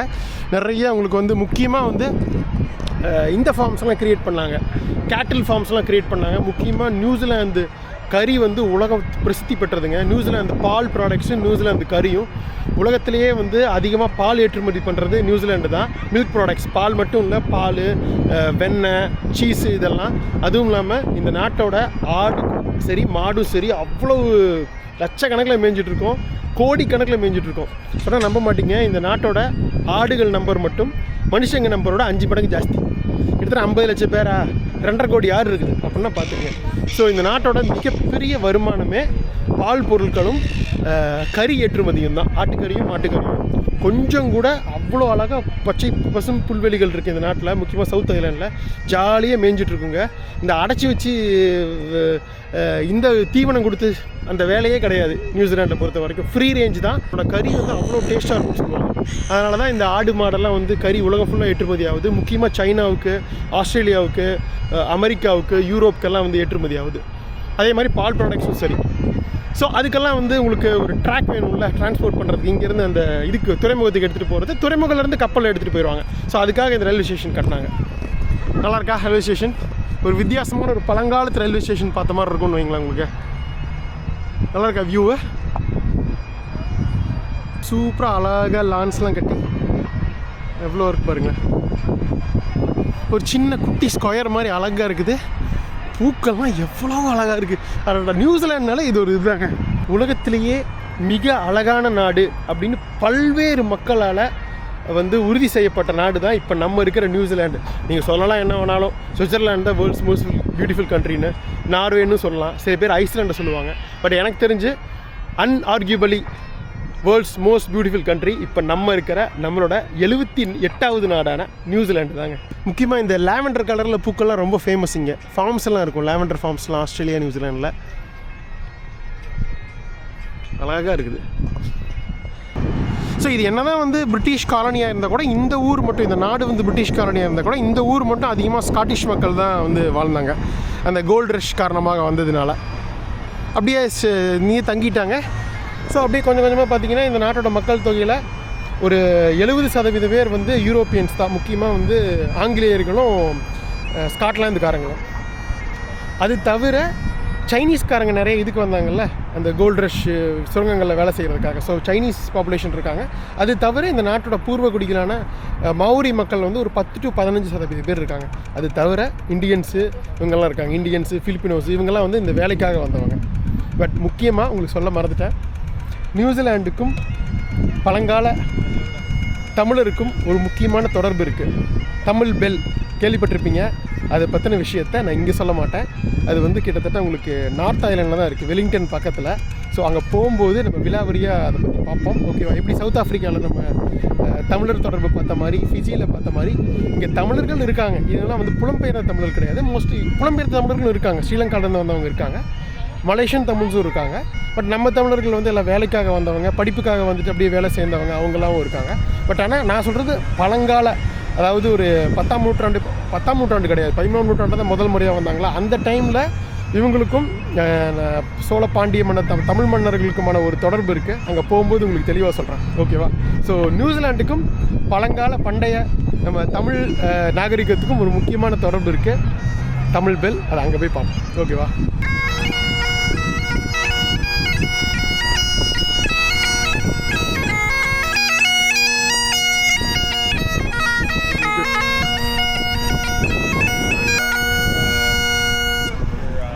Super, fantastic. ஒரு அந்த ட்ரெஸ் பார்த்தீங்களா, அந்த ஒரு இங்கிலீஷா இல்லை ஸ்காட்டிஷ் ட்ரெடிஷ்னல் ட்ரெஸ் தானே போட்டிருக்காரு. தேசிய மொழி, நேஷ்னல் லாங்குவேஜ் வந்து அஃபிஷியல் லாங்குவேஜ் வந்து 3ங்க மொத்தம். இங்கிலீஷ் ஃபஸ்ட்டு, பிரிட்டிஷ் காலனியாக இருக்கிறது இருந்ததுனால. 2வது மாவோரி, அவங்களுக்கு தனி மொழி இருக்குது, அதில் ஸ்கிரிப்டும் இருக்குது மாவோரிக்கு. 3வது வந்து ஏதோ ஒன்று நியூசிலாண்ட் சைன் லாங்குவேஜ் ஒன்று இருக்காமா. சைன் லாங்குவேஜ் என்ன ஸ்கிரிப்ட் கிடையாது, இதுலேயே இது பண்ணுறது தானே, அது ஏதோ ஒரு லாங்குவேஜ் இருக்க மாட்டிருக்கு. But mostly English and Maori இது 2 தான் வந்து உங்களோட மெயின் அஃபிஷியல் லாங்குவேஜஸ்ங்க. நேஷ்னல் லாங்குவேஜஸ் கூட. வேர்ல்டுலேயே அதிகமாக வந்து ஃபோட்டோகிராஃப் பண்ணப்படுகிற இடங்களில் இதுவும் ஒன்றுங்க. நியூசிலாண்டில் ஒரு பில்டிங்கை அதிகமாக ஃபோட்டோ எடுக்கிறதுனா இந்த ரயில்வே ஸ்டேஷன் தான்.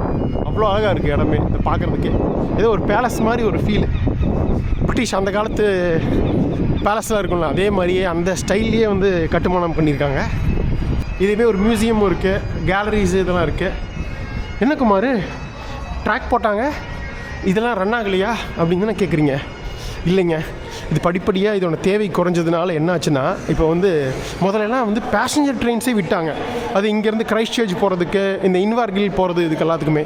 இப்போது மக்கள் அதிகமாக பயணம் பண்ணாததுனால அதில் பயணம் பண்ணுறவங்களாம் காரில் போய்க்கிறாங்க, யாரும் ட்ரெயின் யூஸ் பண்ண மாட்டதுனால அதெல்லாம் குறைச்சிட்டாங்க. பேசஞ்சர் ட்ரெயின்ஸ் கிடையாது, ஆனால் டூரிஸ்ட் ட்ரெயின் இருக்குது. இப்போ நம்மளை மாதிரி வர டூரிஸ்ட்டுக்கு இங்கேருந்து ஒரு 30 கிலோமீட்டரோ 40 கிலோமீட்டரோ அந்த ஒட்டாக்கோ பெனின்சுலா தான் நினைக்கிறேன் ட்ரெயின் போயிட்டு வரலாம். நம்ம சீனிக் டூரிஸ்ட் ட்ரெயின்னு சொல்கிறாங்க. ரொம்ப எக்ஸ்பென்சிவ், $100 $150 ஆக்சுவலாக அதில் பயணம் பண்ணுறதுக்கு 2 மணி நேரத்துக்கு. பட் வந்து அது இன்னும் போயிட்டுருக்கு. இந்த சம்மரில் மட்டும் நடக்கும்னு வைங்களேன். மற்றபடி இப்போ பெரிய லெவலில் மக்கள் போக்குவரத்துக்கு பயன்பாட்டில் இல்லை இந்த ரயில்வே ஸ்டேஷன். இது வந்து ஒரு மியூசியம் மாதிரி, ஒரு டூரிஸ்ட் ஸ்பாட் மாதிரி மாற்றிட்டாங்கன்னு வைங்களேன். நல்லாயிருக்கா? உலகத்தில் எவ்வளவோ ட்ரெயின்ஸ் போயிருக்கோம். ரீசெண்டாக ஜப்பான், சைனாலெலாம் சும்மா 100 கணக்கில் ட்ரெயின்ஸ் எடுத்திருப்போம். பட் இந்த மாதிரி ஒரு பழங்காலத்து ரயில்வே ஸ்டேஷன் பார்த்துருக்க மாட்டீங்க. அவ்வளோ ஹைடெக் ஸ்டேஷன்ஸ் பார்த்துருப்போம். புல்லட் ட்ரெயின்ஸ்லாம், கார்கோ இதெல்லாம் நடந்துட்டு தான் இருக்குது. இது பெட்டி அந்த ட்ரெயின்ஸ்லாம். மற்றபடி பேசஞ்சர் ட்ரெயின்ஸ் மட்டும் கிடையாதுன்னு வைங்களேன். டூரிஸ்ட் ட்ரெயின்ஸ் மட்டும் இருக்குது. ஒரு குட்டி ரயில்வே ஸ்டேஷன் அழகாக இருக்குல்ல. அந்த பக்கம் ஃபுல்லாக மவுண்டெயின்ஸு, அந்த பக்கம் ஒட்டாகோ பெனின்சுலா. ஒரு காலத்தில் கிட்டத்தட்ட 50க்கும் மேற்பட்ட ட்ரெயின்ஸ் வந்துட்டு போயிட்டு இருந்ததுங்களாமா. அந்த 20ஆம் நூற்றாண்டு ஆரம்ப காலங்களில் மக்கள் பப்ளிக் டிரான்ஸ்போர்ட்டேஷன் பயன்பாடு குறைய அப்படியே காலப்போக்கில் இது வந்து ஒரு என்ன சொல்கிறது, ஒரு மியூசியமாட்ட மாறிடுச்சு, ரெகுலர் ரயில்வே ஸ்டேஷனாக இல்லாமல். நம்ம அப்படியே வெளியில் இதுக்கு போவோமா, ஃபார்மர்ஸ் மார்க்கெட் அங்கே இருக்குது, போவோம்.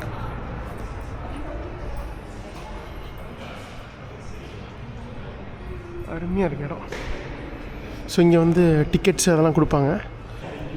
உள்ளே போகலாம் வாங்க. நான் பெர்மிஷன் கேட்டேன், வீடியோ அலோட் ஆமாம். ஸோ இங்கே எல்லா இடங்களையும் பெர்மிஷன் கேட்டுடுக்கிறது பெட்டருங்க, இல்லைன்னா கோச்சிப்பாங்க, பிரச்சனையாகிடும். டனரின் ரயில்வேஸ் அந்த 3 டூரிஸ்ட் ட்ரெயின்ஸ்க்கு அங்கே பாருங்கள், கடலொட்டி போகுதுங்க, காமிச்சல சீசைடு எக்ஸ்பிரஸ். ஸோ 2 இது வந்து கடலொட்டி போகுது, 1 மட்டும் வந்து நிலத்தை ஒட்டி உள்ளுக்குள்ளே மவுண்டன்ஸ்குள்ளே போகுது, கார்ஜ் அந்த இதுக்குள்ளே போகுதுங்க, பள்ளத்தாக்குள்ளே போகுது. இந்த டயரி ரிவர் ஒட்டி டயரி கார்ஜுக்கு ப்ரைஸஸ் போட்டிருக்காங்க. ஸோ $159, $129, $109 எல்லாமே பார்த்தீங்கன்னா ஒரு 6,000 ரூபாயிலிருந்து வருது. 6,000 ரூபா, 7,000 ரூபா, 9,000 ரூபா அந்த மாதிரி வைங்களேன். லோக்கல்ஸ்க்கு ரேட்டு கம்மி. அதாவது நீங்கள் ஒட்டாகோ லோக்கலாக இருந்தீங்கன்னா கிட்டத்தட்ட ஒரு 30-40% டிஸ்கவுண்ட்டு. நமக்கெல்லாம் மினிமம் 1.5 ட்ரெயினுக்கே வந்து 6,000 ரூபா வருது. போகலாமா? அட்டகாசமான இந்த ரயில்வே ஸ்டேஷனை பார்த்தாச்சு. Super view. சரி, நம்ம அப்படியே அங்கே இதுக்கு போவோமா, ஃபார்மர்ஸ் மார்க்கெட்டுக்கு வாங்க. இந்த ஒட்டாகோ ஃபார்மர்ஸ் மார்க்கெட் ரொம்ப பிரசித்தி பெற்ற மார்க்கெட்டுங்க. கிட்டத்தட்ட நியூசிலாண்ட்லேயே ரொம்ப ஒரு ஓல்டஸ்ட் மார்க்கெட் அப்படின்னே சொல்லலாம். ரொம்ப ஃபேமஸான மார்க்கெட்டுங்க கூட. கரெக்டாக சனிக்கிழமை மட்டும்தான் இருக்கும் பகலில். இந்த மக்கள் குட்டி குட்டி கடைகள் இருக்குது, இல்லை அவங்க பொருள்கள்லாம் விற்கிறாங்க. இவங்க வீட்டில் செஞ்ச அந்த ஜாமு இதெல்லாம் கூட இருக்குங்க. ஆப்ரிகாட் சாஸு இந்த மாதிரிலாம் கூட இருக்குது. இல்லை 100% ஆர்கானிக்குங்க. சீஸு, அப்புறம் ஆப்ரிகாட் சட்னி வித்தியாசமாக இருக்குல்ல. நம்ம ஊரில் இந்த சட்னி, தேங்காய் சட்னி, தக்காளி சட்னி கேள்விப்பட்டிருப்போம். இங்கே பார்த்தீங்களா ஆப்ரிகாட் சட்னி வித்தியாசமாக இருக்குது, வகை வகையாக. ப்ளம் சாஸ் இதெல்லாமும் இருக்குது. தேங்க்யூ. ஓ, இது சைனீஸ் கடைங்க. நான் சொன்னேன்ல இங்கே சைனீஸ் கார்டன் இருக்குது. நிறைய பேர் வந்து சைனீஸ் அந்த இதுக்காக வந்தாங்க, கோல்டு ரஷ்க்காக. ஒரு தோசை மாதிரி இது பண்ணி அதில் இதெல்லாம் போட்டு பண்ணுறாங்க பாருங்களேன், காய்கறி இதெல்லாம் போட்டு. கிட்டத்தட்ட ஒரு பேன் கேக் எஃபெக்ட்லேயே தான் இருக்குது. எல்லாம் போட்டிருக்காங்க. சைனீஸ் ஸ்பெஷல், சைனீஸ் கிரப்பி. ஸோ ஒன்று $14 $14 அந்த மாதிரி வைங்களேன். நான் காலையில் இது சாப்பிட்டேங்க. நம்மளோட ஹாஸ்டலில் வந்து பிரேக்ஃபாஸ்ட் இன்க்ளூடடு. ஸோ ப்ரெட்டெல்லாம் வச்சுருந்தாங்க, அதை டோஸ்ட் பண்ணி சாப்பிட்டேன். அப்புறம் அந்த ஓட்ஸ் மில்க் இதெல்லாம் இருந்தது. ஸோ ஃபுல்லாக சாப்பிட்டாச்சு, வயிறு நம்பிடுச்சு. எத்தனையோ மார்க்கெட் பார்த்துருப்போம் நம்ம, லோக்கல் மார்க்கெட்ஸு. பட் ஆனால் முதல் முறையாக நியூசிலாண்டில் வந்து ஒரு மார்க்கெட்டு. சிக்கன் லிவர் பிளேட்டி, ட்ரூ ப்ரூ இங்கே பாருங்கள். இதெல்லாம் வந்து காசு. Can I take video? Is it okay? Okay. Golden slumber சேசி இதெல்லாம் வந்து இவங்களே வந்து வீட்லேயே தயாரிக்கிற ஆல்கஹாலுங்க. இந்த மாதிரி இதெல்லாம் இவங்களே செய்கிற கறி பேஸ்ட்டு. நம்ம ஊர் மாதிரி பல ஊறுகாய் மாதிரி பண்ணி வச்சுருக்காங்க. இங்கே பார்த்தீங்க டீங்க, நம்ம ஊர் டீங்க, refreshing Indian tea.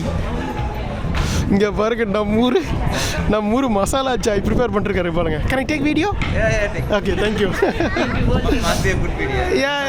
Very surprise to see New Zealand Indian chai man. நம்ம ஊர் மாதிரி இங்கே பாருங்க, அழகாக எவ்வளோ பெரிய குண்டால வந்து டீ வச்சுட்டு இருக்கிறாங்க.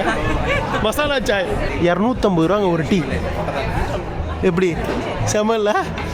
இட்லி தோசை எல்லாம் வச்சுருக்காங்க பாருங்கள். இங்கே வந்து ஸ்டீம்டு பன் இட்லி வந்து 300 ரூபா ஒரு இட்லி, ஒரு தோசை 500 ரூபா. சரி, ஓகே. எல்லாமே இங்கெல்லாம் வந்து காஸ்ட்லியாக தான் இருக்கும் இந்தியன் ஃபுட்டு. ஒரு எல்லாம் இந்தியன்ஸ் நிறையா இருக்காங்க, வந்திருக்காங்க. வேறு இஞ்சி எல்லாம் வச்சுருக்காங்க பாருங்கள். இதெல்லாம் போடுவாங்க டீயில். இங்கே வீட்லேயே செய்கிற இந்த ப்ரெட்டெல்லாம் வச்சுருக்காங்க பாருங்கள். ஒரிஜினல் ப்ரெட்டெல்லாம் கொஞ்சம் ஜாஸ்தி தான், 600 ரூபா. But okay. இவங்க எல்லாமே வந்து யாருமே வந்து வாங்கி விற்கிறவங்க கிடையாதுங்க. இங்கே இது ஒரிஜினல் ஃபார்மர்ஸ் மார்க்கெட். அவங்க வீட்டில் செய்கிற ப்ராடக்ட்ஸு, இல்லை வந்து அவங்க ஃபார்மில் கிடைக்கிற வெஜிடபிள்ஸு, ஃப்ரூட்ஸை வச்சு செய்கிற விஷயங்கள், அதில் மட்டுமே தான் வந்து விற்கிறாங்க. இங்கே சொந்தமாக தயாரிக்கிறது மட்டும்தான். வித்தியாசமாக இருக்குது இந்த மஷ்ரூம்ஸ் நிறைய விலையும் இந்த மாதிரி குளிர்க்க நாடுகளில். இங்கே பாருங்கள், வித்தியாசமாக இருக்குது. Rose colour mushroom. ஸோ அதில் வச்சு நிறைய பொடி பண்ணி இது பண்ணியிருக்காங்க. ரோஸ்மெரி, தைமு, ஒரிகேனோ, இது மசாலா இது மாதிரி இருக்கே. சீ சால்ட், ஒரு ஸ்நாக்ஸ் மாதிரி பண்ணியிருக்காங்க இந்த பொடி.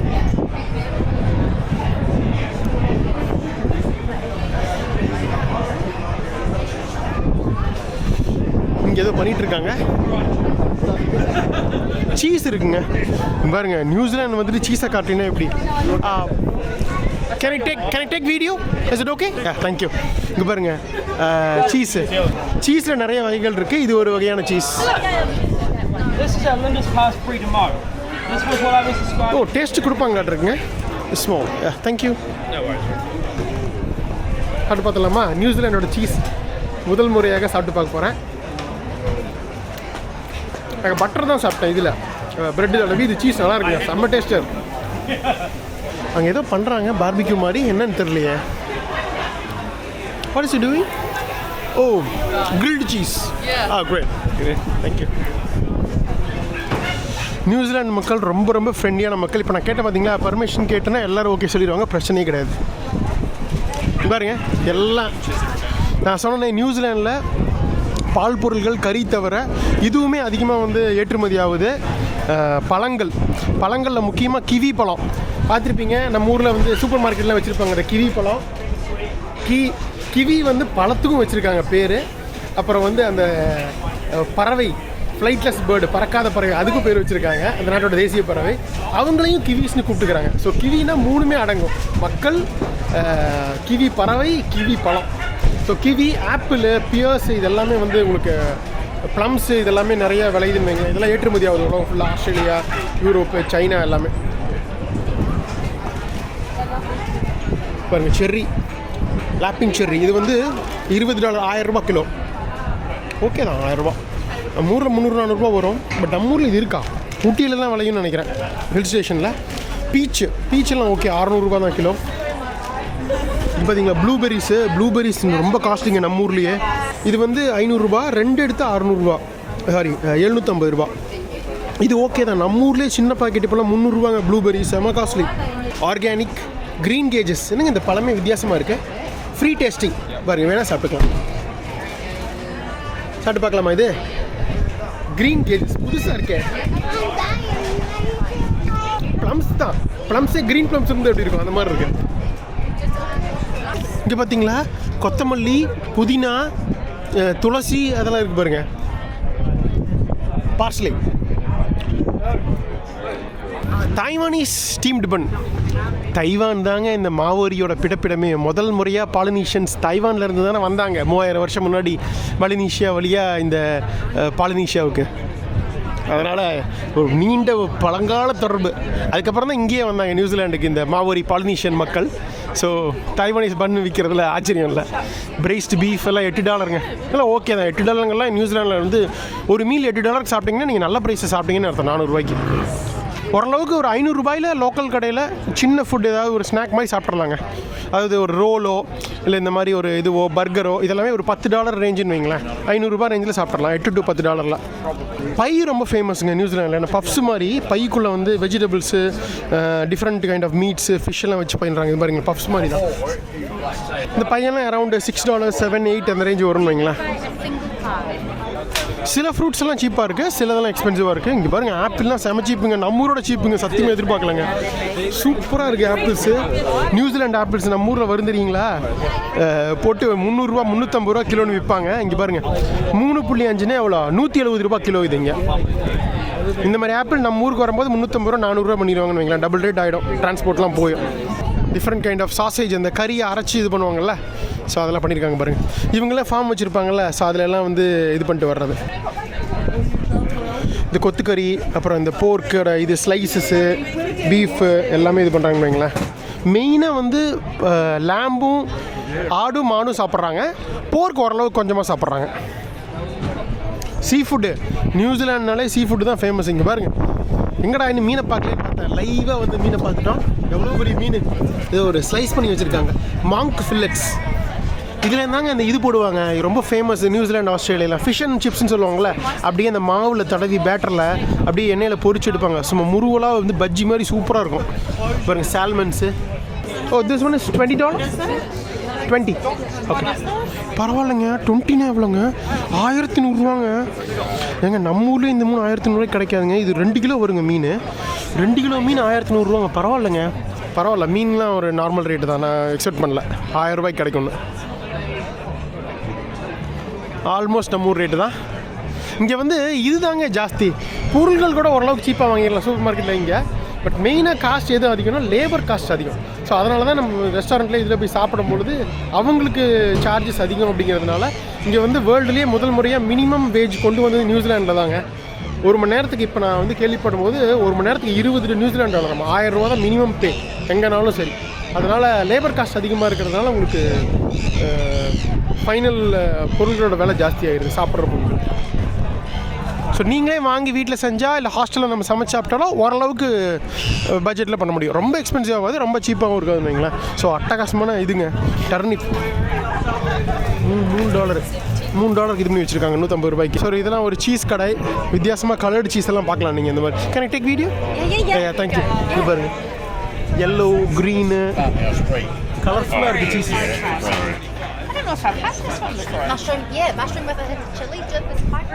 எல்லாம் இங்கே ஃபார்ம்ஸில் விளையில ஆர்கானிக் காய்கறிகள் தாங்க.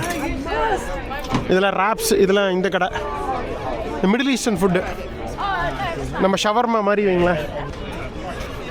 இந்த பக்கம் வந்து ஒயின்ங்க. ஒயினும் famous. South Africa wine famous, Chile wine famous, America wine famous, Australia wine famous, New Zealand ஒயினும் ஃபேமஸ். நியூசிலாந்து ஒயின்ஸு ஆனால் கொஞ்சம் எக்ஸ்பென்சிவாக இருக்குங்க. இதெல்லாம் $45 $30 இருக்குது. 1500 ஓகே. பட் ஆஸ்திரேலியாவில் உங்களுக்கு $10 கிடைக்கும். அதாவது $600 வாங்க முடியும் ஒயின். கொஞ்சம் எக்ஸ்பென்சிவ். Little chicken $32. ஓ இதெல்லாம் இதுங்க சிக்கன் சாசேஜ் இதெல்லாம் வச்சுருக்காங்க. கறி எல்லாமே இருக்குது பாருங்களேன். ஸோ இந்த கறி வந்து ரோல்டு ஷோல்டர் லேம்ப் இருக்குல்ல, ஆட்டுக்கறி வந்து இது கிலோ வந்து $2000 $40 இருக்கு பாருங்க. லேம்ப் ரோல்டு ஷோல்டர் $2000 வருது கிலோ. ஹோல் ஆர்கானிக் சிக்கன் வந்து $1500. பட் இது ஆர்கானிக் சிக்கன், நாட்டுக்கோழி மாதிரி வைங்களேன். ஓகே அவ்வளோதான், ஸ்டார்டிங்க்கு வந்தாச்சு. இந்த காஃபி கடைக்கு அட்டகாசமான இந்த ஃபார்மட் மார்க்கெட் பிடிச்சதா உங்களுக்கு? டக்குன்னு ட்ரெயின் வந்ததுங்க உங்களுக்கு காட்டலான்னு சொல்லிட்டு பாருங்க. Goods train. என்னடா ஒரு ட்ரெயின் கூட உங்களுக்கு காட்டலையே, ஒரு அட்டகாசமான ரயில்வே ஸ்டேஷன் வந்து நினச்சேன். ஒரு டூட் சைடு வர்ற பார்க்கும்போது நினச்சி வந்துருச்சு. அங்கே அந்த மேலே ரெண்டு எடுத்தால் இன்னும் சூப்பராக இருந்திருக்கும். சரியான காட்சி. ஃபுல்லாக நேற்று இப்போ ஈவினிங் பார்க்க போகிறீங்க. போர்ட் சாம்னு சொல்லிட்டு அந்த ஒட்டாகோ பெனின்சுலா பக்கத்தில் ஒரு இது இருக்குதுங்க, ஹார்பரு. இந்த மெயின் டனிரனோட ஹார்பரு அங்கேருந்து தான் பாருங்களேன் பெட்டியெல்லாம் வந்துட்டு இருக்கு பாருங்க இங்கேருந்து. ஓகே சூப்பராக இருக்குல்ல ட்ராக்கு. அப்படியே கடைசி பெட்டியை பார்த்தாச்சு. ஓகேங்க அப்படியே கிளம்புவோமா? அட்டகாசமாக இருந்தது இந்த விவசாயிகள் மார்க்கெட். இது டெய்லி இருந்தால் சூப்பராக இருக்கும். பட் வாரத்துக்கு ஒரு நாள் தான். எல்லோரும் சனிக்கிழமை வந்து அவங்க வீட்டுக்கு தேவையானதை வாங்கிட்டு ஒரு பிக்னிக் மாதிரி இதை என்ஜாய் பண்ணிவிட்டு அப்புறம் கிளம்பிடுவாங்க. கோவிட் வரைக்கும் சீப்பாக இருந்தது. ஆமாம் இங்கே நியூசிலாண்டு கோவிடுக்கு அப்புறம் எல்லாமே ஜாஸ்தி ஆயிடுச்சுங்களாம்மா. உலகம் ஃபுல்லாக அப்படி தானே. என்ன வியூ பாருங்க, அடடா சூப்பராக இருக்குது. இந்த பூந்தோட்டம் மத்தியில் நியூசிலாண்ட்ஸ் ஓல்டஸ்ட் பியூட்டிஃபுல் ரயில்வே ஸ்டேஷனான டனிரின் ரயில்வே ஸ்டேஷன். அழகில் வந்து முக்கிய எடுத்த நாடு தான் இது, அப்படி தான் சொல்லணும். நம்ம ஒரு இடத்துக்கு போகணும், போர்ட் பெல்லான்னு சொல்லிட்டு. அது 1 மணி நேரத்துக்கு ஒரு கதை பஸ் 12:30 1:30 அப்படின்னு சொல்லிட்டு. மணி 11:45 நம்ம 12:30 மணி பஸ் பிடிச்சிருவோம். சிட்டி சென்டர் அப்படி போகணும். ரைட் எடுத்து போகலாம் வாங்க. மேலே ஒரு பிரிட்டிஷ் ஃப்ளாகு. பிரிட்டிஷ்னாலே அந்த வாழ்க்கை இந்த கிளாக் இருக்கும், கிளாக் டவர் எல்லாம் சூப்பர்ப்பா. Okay bye bye. நடக்கலாம். ஜஸ்ட்டு நம்ம வரும்போது ரெட் ஆகிடுச்சுங்க. சரி அப்படியே போகலாம் வாங்க. இது ஏதோ ஒரு பழங்கால பில்டிங் தான் பாருங்கள். இந்த ஏரியாவே ஒரு மாதிரி இந்த ஹோட்டலு இதெல்லாம் இந்த இப்போ கட்டினது. அதாவது பழங்காலத்து பில்டிங்கும் சரி, இப்போ நவீன கட்டடக்கலையும் சரி, எல்லாம் மிக்ஸாகி இருக்கும் இந்த ஊரில். அவ்வளோதான், நம்ம ஹாஸ்டல் அங்கே தான் இருக்குது. கரெக்டாக சென்டர் எதுன்னு உங்களுக்கு காட்டுறேன், சிட்டி சென்டர். அதை பார்த்து நம்ம ஹாஸ்டலுக்கு போயிடுவோம். டனிரின் சிட்டி ஹால் அந்த பக்கம் இருக்குது. இந்த பக்கம் பாருங்கள் உல்வர்ஸுங்கிறது ஒரு பெரிய இதுங்க, சூப்பர் மார்க்கெட்டு. இது வந்து ஆஸ்திரேலியா நியூசிலாண்டு ஃபுல்லாக இதை பார்க்க முடியும் நீங்கள். ஈவன் சவுத் ஆஃப்ரிக்கா கூட இருக்குதுன்னு நினைக்கிறேன். உல்வர்ஸ், ஒட்டாகோ டெய்லி டைம்ஸ், இதுவுமே ஒரு வித்தியாசமான பழங்கால ஒரு பிரிட்டிஷ் பில்டிங் மாதிரி தான் இருக்குது. டெய்லி டைம்ஸ்ங்கிறது பத்திரிக்கைங்க. ஒட்டாகோ டெய்லி டைம்ஸ் ரொம்ப ஒன் ஆஃப் த ஓல்டஸ்ட்டு பத்திரிக்கை. இதுலேயே இந்த பக்கம் அக்காமடேஷன், கோட்ஸ் ஹோட்டல். எப்படி இந்த கிவிஸ்னாலே இந்த பிளாக் கேப்ஸ்ன்னு சொல்லுவாங்க. கிரிக்கெட் பிளேயர்ஸ்லாம் அந்த பிளாக் ட்ரெஸ் தான் போட்டிருப்பாங்க. ஏர் நியூசிலாண்ட் இவங்களோட நேஷனல் ஏர்லைனும் அந்த பிளாக்ல தான் இருக்கும். ஸோ இவங்களோட இப்போ எல்லாருக்கும் பிடிச்ச கலரே இந்த டார்க் கலர்ஸு பிளாக்கு. அதே கலர்லேயே தீமில் வந்து ஹோட்டல் பண்ணியிருக்காங்க பாருங்களேன். இது பாருங்க வெப்பி ஃபேரி. ஸோ இங்கே நிறைய நீங்கள் யூஸ்வலாக இல்லாத இந்த அன்யூஷுவல் கலர் பிளாக்ல வந்து பெயிண்ட் பண்ணியிருப்பாங்க. இது இங்கே நியூசிலாண்டில் தான் நம்ம அதிகமாக பார்க்க முடியும். நம்ம ஊர்லலாம் இந்த கலர் பில்டிங்கு பார்க்கவே முடியாது. பிளாக் கலரில் பில்டிங்க்கு பிளாக்கா அப்படிம்பாங்க. இங்கே பிளாக்கு தான் உங்களுக்கு பிடிச்ச கலரு. ஸ்பீட் லிமிட்டுங்க இங்கெல்லாம் 30 கிலோமீட்டர் ஸ்பீடில் தான் ஓட்டணும், அதான் போட்டிருக்காங்க அங்கே. ஸோ எல்லா இடத்துலையுமே தெளிவாக இருக்கும். எங்கே பார்க் பண்ணலாம், பார்க் பண்ணால் என்ன ரேட்டு, எங்கே பண்ணக்கூடாது பாருங்களேன். இங்கெல்லாம் பார்க் பண்ணலாம் சிட்டி பார்க்கிங்கு. ஆனால் பெய்டு பார்க்கிங் இதெல்லாம் பார்த்தீங்களா $3 $3.5 ஒரு ஹவருக்கு, கிட்டத்தட்ட $125 1 மணி நேரம் பார்க்கிங்க்கு. இதுதான் வந்து எப்படி வந்து நம்ம பல ஊர்களுக்கு இந்த ரிப்பப்ளிக் ஸ்கொயர், அந்த ஸ்கொயர், இந்த ஸ்கொயர்னு போயிருக்கோம்ல, ஃப்ரீடம் ஸ்கொயர்னு, அந்த மாதிரி இந்த டனிரின் ஊருக்கு இதுதாங்க சென்ட்ரல் டனிரின் சிட்டி சென்டர். இதுக்கு பேர் ஆக்டகன் அப்படின்னு சொல்கிறாங்க. இங்கே தான் ஃபுல்லாக உங்களுக்கு வந்து ஏகப்பட்ட கடைகள், ஃபுல்லாக கிளப்ஸ், பாராக இருக்குது பாருங்கள். ஈவினிங் நிரம்பி வழியும். ஸ்டூடெண்ட்ஸ்லாம் வருவாங்க. ஸ்டூடெண்ட்ஸ் எல்லாம் இங்கே 18+ தான். அதனால் இங்கே வந்து அவங்களுக்கு அலௌடு தான், லீகலாக. இது தாங்க சிட்டி சென்டர் பாருங்க. ஏகப்பட்ட புறாக்கள் அப்படியே ஜாலியாக இந்த பானில் மேய்ஞ்சிட்ருக்கு. லோக்கல்ஸ் அப்படியே ஜாலியாக என்ஜாய் பண்ணிகிட்டு இருக்காங்க.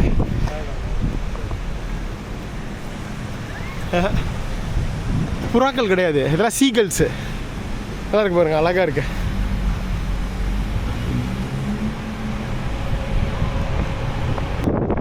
நியூசிலாண்டில் மொத்தம் சொன்ன நம்ப மாட்டீங்க, மொத்த தமிழர்கள், அதாவது தமிழ்நாட்டு தமிழர்கள் இருந்தாலும் சரி, ஸ்ரீலங்கன் தமிழர்கள், மலேசியன் தமிழர்கள், மொத்தம் எல்லாம் கிட்டத்தட்ட ஒரு 12,000 பேர் இருக்காங்க. ஆனால் மோஸ்ட்லி 12,000ல் ஒரு 8,000-9,000 பேர் வந்து ஆக்லாண்டில் தான் இருக்காங்க, நியூசிலாண்டோட மிகப்பெரும் நகரத்தில். சவுத்தில் எல்லாரும் கம்மி தான், இங்கே ரொம்ப கம்மி, 100க்குள்ளே தான் இருப்பாங்கன்னு நினைக்கிறேன். பாருங்கள், ஃபைனலாக ஒரு அப்படியே இந்த ஊரையே சுற்றி இந்த இதுக்கு வந்துட்டோம். ஆன் டாப் பேக் பேக்கர்ஸ் நம்மளோட ஹாஸ்டலுக்கு நம்ம போகிறோம். அப்படியே இங்கே கொஞ்சம் ஒய்ஃபை யூஸ் பண்ண வேண்டியது இருக்குது. யூஸ் பண்ணிவிட்டு பஸ் ஸ்டாண்ட் அங்கே இருக்குது, பஸ் ஸ்டாண்ட் போய் அந்த போர்ட் பெல்லிக்கு பஸ் ஏற வேண்டியதான். ஓகேங்க, அப்படி இங்கே உட்காந்து நம்மளோட ஹாஸ்டல் ஆன் டாப் பேக் பேக்கர்ஸோட ஒய்ஃபை யூஸ் பண்ணிக்கிட்டேன். இன்னும் நம்ம நெட்டு போடலையே, உங்களுக்கு தெரியுமே. இன்னும் ஆன்லைனில் தான் போடணும், அது பார்க்கலாம் அண்ணாவை பார்த்துட்டு. ஸோ நம்ம கிளம்புனாங்களா? இங்கேருந்து அந்த ஒட்டாகோ பெனின்சுலா மேப் பார்த்துருங்க, லொக்கேஷன். ஸோ அங்கே தான் வந்து ஜெயக்குமார் அண்ணாவோட லொக்கேஷன் இருக்குது. அவங்க அங்கே வர சொல்லிட்டாங்க பஸ் பிடிச்சி. இங்கேருந்து பஸ் போகுது, அதுதான் லாஸ்ட் ஸ்டாப்புங்க. அதுக்கப்புறம் இன்னொரு 20 கிலோமீட்டர் போகணும் அந்த எண்டுக்கு, அந்த ஆல்பர்ட்ரா சென்டரு, அந்த சீல்ஸ் எல்லாம் பார்க்குறதுக்கு. ஸோ அதுக்கு நம்ம வந்து வாகனம் கிடையாது. ஸோ அது நம்ம தமிழர் அண்ணாவோட ஹெல்ப் எடுக்கிறோம். ஸோ நம்மளோட பேக் இங்கே தான் இருக்குது, நம்ம ஈவினிங் வந்து எடுத்துக்கலாம். ஆக்சுவலாக இங்கே நைட்டுக்கு வந்து இது இல்லைங்க, ரூம் டாமெட்ரி அவைலபிள் இல்லை. அதனால் வேறு ஒரு ஹாஸ்டலில் புக் பண்ணியிருக்கேன். ஸோ ஈவினிங் எல்லாம் முடிச்சுட்டு 9 மணிக்கு வந்துட்டு நம்ம அதுக்கு செக்இன் பண்ணிப்போம். ஓகே. ஸோ இந்த ஊரோட கவர்மெண்ட் ஆஃபீஸ் இதாங்க. பாருங்கள், கவர்மெண்ட் ஆஃபீஸ் பில்டிங்கே எப்படி இருக்குன்னு. ஒரு பழங்காலத்து ஒரு பிரிட்டிஷ் ஆர்கிடெக்சரில் கட்டி வச்சுருக்காங்க. செம்மையாக இருக்குது சீரியஸாக. அந்த தூண்லாம் வந்து இந்த எவ்வளோ பெரிய தூண் வச்சு எவ்வளோ அழகாக இருக்குது இந்த கவர்மெண்ட் பில்டிங்கு. டன்ரின் டவுன் ஹால் பாருங்கள், 1929 கட்டியிருக்காங்க. இது பிரிட்டிஷ் காலனியாக இருந்தப்போ. ஒரு 15 நிமிஷம் இருக்குது கரெக்டாக பஸ்ஸுக்கு. நம்ம கொஞ்சம் முன்னாடியே போயிடுவோம். போயிட்டு 12:38 இது விட்டால் பஸ்ஸு எப்போ தெரியுங்களா? 2:38, 2 மணி நேரத்துக்கு ஒரு கதை பஸ்ஸு. ஸோ அதனால் இங்கே வந்து பப்ளிக் டிரான்ஸ்போர்ட்டேஷன் ரொம்ப கம்மிங்க, மக்கள் அதிகமாக யூஸ் பண்ணுறதில்ல. அதனால் ரொம்ப கம்மியாக தான் வச்சுருக்காங்க. இது யாருக்காக அப்படின்னா, எல்லார்ட்டையும் கார் இருக்கும். வர டூரிஸ்ட் கூட ரெண்ட்டுக்கு எடுத்துப்பாங்க, இல்லைன்னா டூர் கம்பெனி கூட தான் புக் பண்ணிப்பாங்க. இது யாருக்கு எதுக்காக பஸ் அப்படின்னா, நிறைய பேர் இந்த ட்ரங்க் அண்ட் ட்ரைவு, இல்லைன்னா எதாவது ஒரு மாட்டி வந்து லைசன்ஸ் கேன்சல் பண்ணிவிடுவாங்க ட்ரங்க் அண்ட் ட்ரைவ்லாம் மாட்டிங்கன்னா. இல்லைன்னா ஏதாவது ரிப்பீட்டடு ஏதாவது அஃபென்ஸ் பண்ணிங்கன்னா, அதாவது இதில் வந்து ஹை ஸ்பீடில் போகிறது, இல்லைனா வந்து டிராஃபிக் சிக்னலில் நிற்காமல் போகிறது, இந்த மாதிரிலாம் பண்ணிங்கன்னா லைசன்ஸை கேன்சல் பண்ணிவிட்டுருவாங்க. அப்போ நீங்கள் கார் ஓட்ட முடியாது, பப்ளிக் டிரான்ஸ்போர்ட்டேஷன் எடுத்தாகணும். அவங்களுக்காக தான் இந்த இது பஸ்ஸு. ஸோ பெருசாக கூட்டமே இருக்காது பஸ்லெல்லாம், ஏதாவது ஒரு சில பேர் தான் வருவாங்க, அதனால தான். ஸோ இந்த ஊரை பொறுத்த வரைக்கும் இது ஒரு பிரச்சனை. அப்படியே போயிட்டுருக்கோம். ஸோ இங்கே பாருங்கள், ஒரு நம்ம ஊர் ரெஸ்டாரண்ட்டு, லிட்டில் இண்டியா ரெஸ்டாரண்ட். ஏகப்பட்ட ரெஸ்டாரண்ட் இருக்குது நியூசிலாண்டு ஃபுல்லாக. இங்கே மட்டுமே ஒரு 5-6 ரெஸ்டாரண்ட் இருக்கும் நினைக்கிறேன் டன்ரினில். ஆக்லாண்ட்லாம் ஒரு 20-25 ரெஸ்டாரண்ட் இருக்கும் நம்ம ஊர் ரெஸ்டாரண்ட்டு. நம்ம ஊர் தெருவே இருக்காமா. பஸ் நம்பர் 18 போர்ட்டோபெல்லோ போகிறது இந்த ஒட்டாகோ பெனின்சுலாவில் தான் இருக்குது, தீபகற்பத்தில். இந்த பக்கம் பாருங்க, இதான் வந்து போலீஸுங்க, நியூசிலாந்து டன்ரின் போலீஸ். போலீஸ்லாம் இங்கே பயங்கர ஃப்ரெண்ட்லிங்களாமா. இப்போ அது போலீஸ் வந்து மக்களை பார்த்து பயப்படுவாங்களாமா. ஏதாவது நீங்கள் வந்து அவங்க வந்து ஏதாவது வந்து சும்மா ஏதோ தெரியாமல் நீங்கள் தப்பு பண்ணாமல் பண்ணிட்டாலோ வந்து எகெயின்ஸ்ட் ஹியூமன் இதாயிரும், மனித உரிமை மீறல் ஆயிரும். அதனால் அவங்க மேலே கேஸ் ஆகிரும். அதனால் அவ்வளோ சீக்கிரம் வந்து இது பிரச்சனை பண்ண மாட்டாங்களாமா. லஞ்சம் கேட்குறதோ எதுவுமே இருக்காதுங்க. அவ்வளோ கரப்ஷன் ஃப்ரீ, அவ்வளோ ஒரு டிரான்ஸ்பேரண்ட் கண்ட்ரி நியூசிலாண்டு. அதனால தான் மக்கள் வாழ்கிறதுல நீங்கள் சொன்னீங்கன்னா வாழ்க்கை தரம் இருக்குல்ல, மக்களோட வாழ்க்கை தரம் வந்து அவ்வளவு பிரமாதமாக இருக்க நாடுகளில் நியூசிலாண்டு ஒன்று. சந்தோஷமாக நிம்மதியாக ரிலாக்ஸ்டாக இருக்கலாம். அப்படியே அந்த மாதிரியான ஒரு லைஃப் ஸ்டைல் வந்து நியூசிலாண்டில் தான் பார்க்க முடியும். 18 இல்லை, எப்படி அடுத்ததில் இருக்குமோ? 18 பஸ் நம்பரே காணா, இன்னும் இல்லை. அங்கே அப்போ பார்த்தீங்களா, ஒரே பஸ் ஸ்டாப்லேயே அங்கங்கே வச்சுருக்காங்க. 18 காணா, என்னங்க இது? 18 அநேகமாக நம்ம தள்ளி வந்துட்டோம்னு நினைக்கிறேங்க. அங்கன்னு நினைக்கிறேன் 18. என்னங்க எதுலேயுமே இந்த 18 நம்பர் காணா இல்லையே. இல்லை அங்கே ஒன்று இருக்கு, இதுலேயும் இல்லை. பாருங்க இதுதான் பஸ் ஸ்டாண்டு. நம்ம ஊர் மாதிரி பெரிய பஸ் ஸ்டாண்ட்லாம் கிடையாது, ரோட்டு மேலேயே தான் பஸ் ஸ்டாப் வச்சுருக்காங்க. இதுதான் இந்த ஒரு டவுன் மெயின் பஸ் ஸ்டாண்டு கூட. இது பாருங்கள் டாய்லெட்டில் வச்சுருக்காங்க, ஃப்ரீ டாய்லெட், பப்ளிக் டாய்லெட். இங்கெல்லாம் காசு கிடையாதுங்க, ஃப்ரீ தான் டாய்லெட்டு. யூரோப் மாதிரிலாம் கிடையாது. வேக்கன்ட்டு நம்ம வந்து இது மாதிரி சைட் பண்ணோம்னா இருக்குது பாருங்கள், சூப்பராக இருக்குது நீட்டாக. ஸோ பக்கா வச்சுருக்காங்க பப்ளிக் டாய்லெட்டை. நம்ம போயிட்டு நம்ம வெயிட் பண்ணலாம் பஸ்க்காக. லேடிகிட்ட கேட்டேங்க, இங்கே 18 நம்பர் வந்து இருந்துச்சு, இப்போ டக்குன்னு மாறிடுச்சு. ஜிக்கு போகணும், ஸ்டாப் ஜி. இதில் ABCDGன்னு அங்கே இருக்க மாட்டிருக்கு, அங்கே போய் ஏறணும் நம்ம. 12:30 இன்னும் 6 நிமிஷம் இருக்குது. ஜிக்கு போகணும். போகலாமா? வாங்க டக்கு டக்கு டக்கு நடப்போம். 4 நிமிஷம் தான் இருக்குது, இப்போ ஏறிடலாம். இவங்க தான் ஹெல்ப் பண்ணாங்க. Thank you for helping. Thank you. It's G. Yeah, மக்கள் பயங்கர ஹெல்ப்ஃபுல்லாக இருக்காங்க. ரொம்ப என்ன சொல்கிறது, கைண்ட் ரிலாக்ஸ்டு பீப்புள் நியூசிலாண்டு. இதாங்க ஒரு பிரச்சனை. இங்கே பாருங்கள், ஜி இல்லைங்க, இ இருக்கு, FG காணா. ஐயோ பார்த்தீங்களா, இந்த பஸ் விட்டா 2 மணி நேரத்துக்கு பஸ் இல்லைங்க, 2 நிமிஷத்தில் பஸ் வரும். சரிங்க, அவங்ககிட்ட கேட்டேன், அவங்க ஹெல்ப் பண்ணாங்க. ரோட்டுக்கு இந்த பக்கம் இருக்குங்க, இது பாருங்கள், ஈக்கு அப்புறம் F, இந்த பக்கம் ஜின்னு நினைக்கிறேன் போட்டிருக்காங்க பாருங்கள். ஒழுங்காக நான் பார்க்கலங்க, தெளிவாக இருக்குது. ஜி 18 போர்ட்டோபெல்லோ. இன்னும் 3 நிமிஷத்தில் பஸ்ஸு சிட்டியிலேருந்து போர்ட்டோபெல்லோ போகிறது. அடே சாமி, ஐயோ என்னடா எஃப்க்கு அப்போ ஈக்கு அப்புறம் எஃப் காணமே ஜியை காணமே தொலைகிட்டு இருக்கிறேன். திரும்ப வந்து கேட்டால் சொல்லிட்டாங்க இதே ரோட்டில் தான் இருக்குது, ஆப்போசிட்டில் பார்க்கல நம்ம. ஸோ நம்ம இப்படி போக வேண்டியது இருக்குது. இங்கே பாருங்கள் வந்துருச்சு பாருங்கள் நம்ம பஸ்ஸு, போர்ட்டோபெல்லோ நம்பர் 18. இதுதாங்க நம்ம போகணும். Okay, thank you. பாருங்கள் 5 + இது 2 மொத்தம் $7 கொடுத்துட்டாரு. $3. கிட்டத்தட்ட ஒரு 25 கிலோமீட்டர் பயணம் பண்ணுறோம். 40 நிமிஷம், 150 ரூபா, $165. $3. ஓகே தானே? பாருங்க கூட்டமே இல்லை, மொத்தமே 2, நான் 1, 3. அந்த பக்கம் யார், ஒரு அம்மா, வயசான அம்மா, 4 வேரி தான் வந்து உட்காந்துருக்கோம். எங்கள் ஏறி எங்கே இருந்தாலும் ஸ்டாண்டர்ட் ப்ரைஸ் ஆர்டர் இருக்குதுங்க, $3. அவர் எங்கன்னு கேட்கவே இல்லை என்கிட்ட, $3 அப்படின்ட்டாரு. சைனாலெலாம் அவ்வளோ வளர்ச்சி அடைந்த நாடு. கிட்டத்தட்ட ஒரு மணி நேரம் 1.5 மணி நேரம்லாம் பயணம் பண்ணோம் மெட்ரோவில் மாற்றி. எவ்வளோ கொடுத்தோம்? 2 யுவன், $25 கொடுத்து பயணம் பண்ணோம். இங்கே $150 கொடுத்தா தான் இந்த ஸ்டாப்லேயே அடுத்த ஸ்டாப்லேயே இறங்க முடியும். அப்படின்னா பார்த்துங்க நியூசிலாண்டு எவ்வளோ எக்ஸ்பென்சிவ்னு. பட் வேறு வழி இல்லை, அவங்களுக்கு என்னென்னா கட்டுப்படி ஆகாது. நம்ம கூட்டம் ஃபுல்லாக போச்சுன்னா பிரச்சனை இல்லைங்க, கூட்டம் இல்லைங்கிறதுனால ஏதோ கடமைக்கு ரன் பண்ணுறாங்க பஸ்ஸை, அதனால தான் எக்ஸ்பென்சிவாக இருக்குது. இங்கே அப்படியே வந்து நிறைய வீக்கெண்டுனால நிறைய பிளேயர்ஸ் கிரிக்கெட் ப்ராக்டிஸ் பண்ணிகிட்ருக்காங்க. நிறைய பிக்சர்லாம் இருக்குது, எவ்வளோ அட்டகாசமான லான்னு நிறைய பிளேயர்ஸ் கிரிக்கெட் விளாண்டுருக்காங்க. அந்த பக்கம் அங்கே ஒரு கேம் போயிட்டுருக்கு, இங்கே ஒரு கேம் போயிட்டுருக்கு. நியூசிலாண்டில் இப்போ வந்து இந்தியன் ஆரிஜின் பிளேயர்ஸும் ஆடுறாங்க. இப்போ நீங்கள் கேள்விப்பட்டிருப்பீங்க, இல்லை பார்த்துருப்பீங்க, அந்த பெங்களூரு கூட ஆடிருப்பார் இந்த ரச்சின் ரவீந்திரா. அதெல்லாம் வந்து இந்திய வம்சாவளி சேர்ந்தவர் தான். அவங்க அப்பா அம்மாலாம் இங்கே முன்னாடி 1990s வந்து செட்டில் ஆகிருப்பாங்களாட்டிருக்கு. அந்த பையன் பிறந்ததே இங்கே தான், அதனால் இங்கே நியூசிலாண்டுக்காக தான் ஆடுறாரு ரச்சின் ரவீந்திரா. நம்ம சென்னை சூப்பர் கிங்ஸாகவும் ஆடுறாரு. எவ்வளோ பெருசு இருக்குது கிரவுண்டு ப்ராக்டிஸ் பண்ணுறதுக்கு. அங்கங்கே இந்த மாதிரி ப்ராக்டிஸ் கிரவுண்ட்ஸ் வச்சுருக்காங்க. சபர்ப்ஸ் வந்தாச்சு சிட்டி சென்டர்லேருந்து. இங்கெல்லாம் இந்த கார் சர்வீஸு, இந்த இதெல்லாம் இருக்குது உங்களுக்கு. மலபார் மேஜிக் பார்த்தீங்களா, கேரளா கடைங்க, south Indian restaurant, Kerala restaurant பார்த்தீங்களா, மலபார் மேஜிக்கு. நிறைய கேரளைட்ஸ் இங்கே இருக்காங்க. நிறைய இங்கே கேரளைட்ஸ் வந்து இந்த யூஸ்டு கார் இருக்கு இல்லைங்க, அந்த இந்த இதில் பிஸ்னஸில் இருக்காங்க. ஜப்பான்லேருந்து யூஸ் பண்ண கார்லாம் இங்கே வந்து இறக்குமதி பண்ணி இங்கே இருக்க ஆளுங்களுக்கு வந்து விற்கிறது. செகண்ட் ஹேண்ட் கார்ஸ் இது $2000 இருந்து கிடைக்குங்களாம். $1,00,000 நம்ம ஊர் பணத்துக்கு நல்ல கிடைக்கும். கிட்டத்தட்ட $1,00,000 இங்கே நீங்கள் 10 நாள் சம்பாரிச்சிங்கன்னா $1,00,000 கிடச்சிருங்க.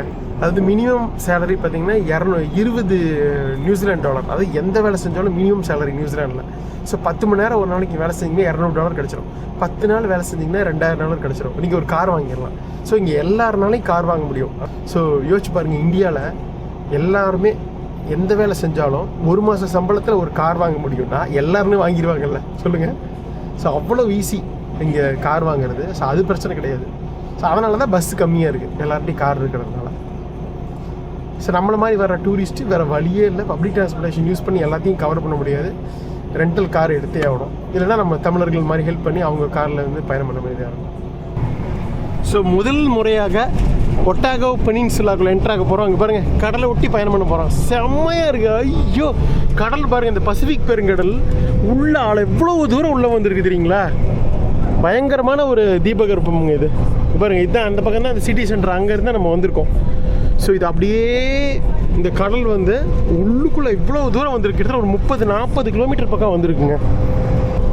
இப்போ பாருங்கள், கடலை ஒட்டி எவ்வளோ ஒட்டி போகுது ரோடு, பார்க்குறதுக்கே அவ்வளோ ரம்மியமாகவும் இதமாகவும் இருக்குது மனசுக்கு.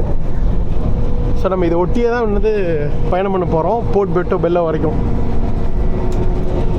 இது பார்த்தீங்களா, சைக்கிளர்ஸு ஜாலியாக இந்த மாதிரி சைக்கிள் ரெண்ட் எடுத்துகிட்டு அப்படியே பயணம் பண்ணுவாங்க இந்த ரோட்லேயே. பார்த்தீங்களா, சைக்கிள் ஓட்டுறதுக்குனே தனியாக வச்சுருக்காங்க பாருங்கள். இந்த லெஃப்ட் ஹேண்டில் ஓரத்தில் இருக்கிறது சைக்கிளில் பயணம் பண்ணலாம். அழகாக இருக்குல்ல இடம், ஜாலியாக மனசு திறந்து அப்படியே ரசிச்சுட்டே போகலாம். ஒரு ஒட்டுமொத்த சிட்டியும் உங்களுக்கு தெரியும், இப்படி உள்ளே வந்துட்டு வருது கடல்.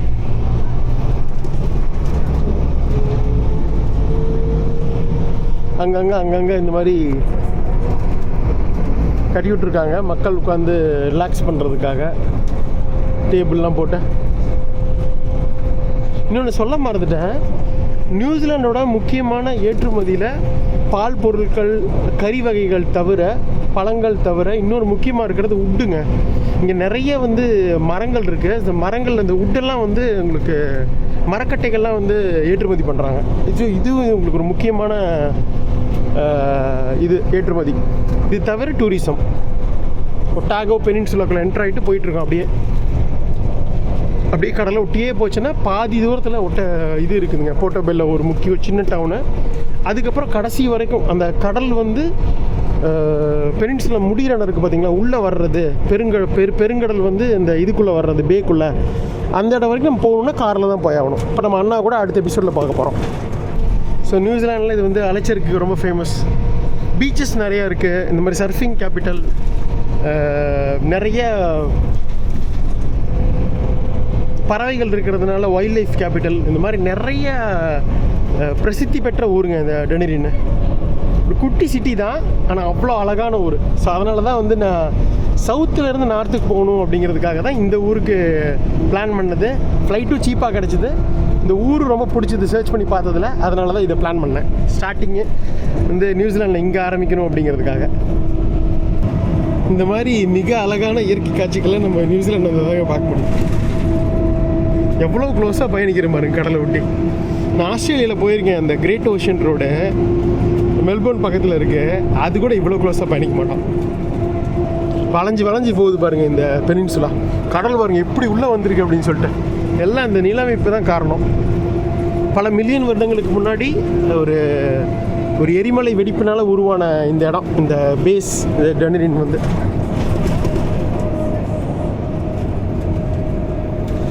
நியூசிலாண்டோட மிகப்பெரிய நகரமான இந்த ஆக்லாண்ட் இருக்குது பார்த்தீங்கன்னா, நார்த் ஐலாண்டில் இருக்க, நார்த் ஐலாண்டில் அங்கே தான் மக்கள் அதிகமாக இருக்காங்க.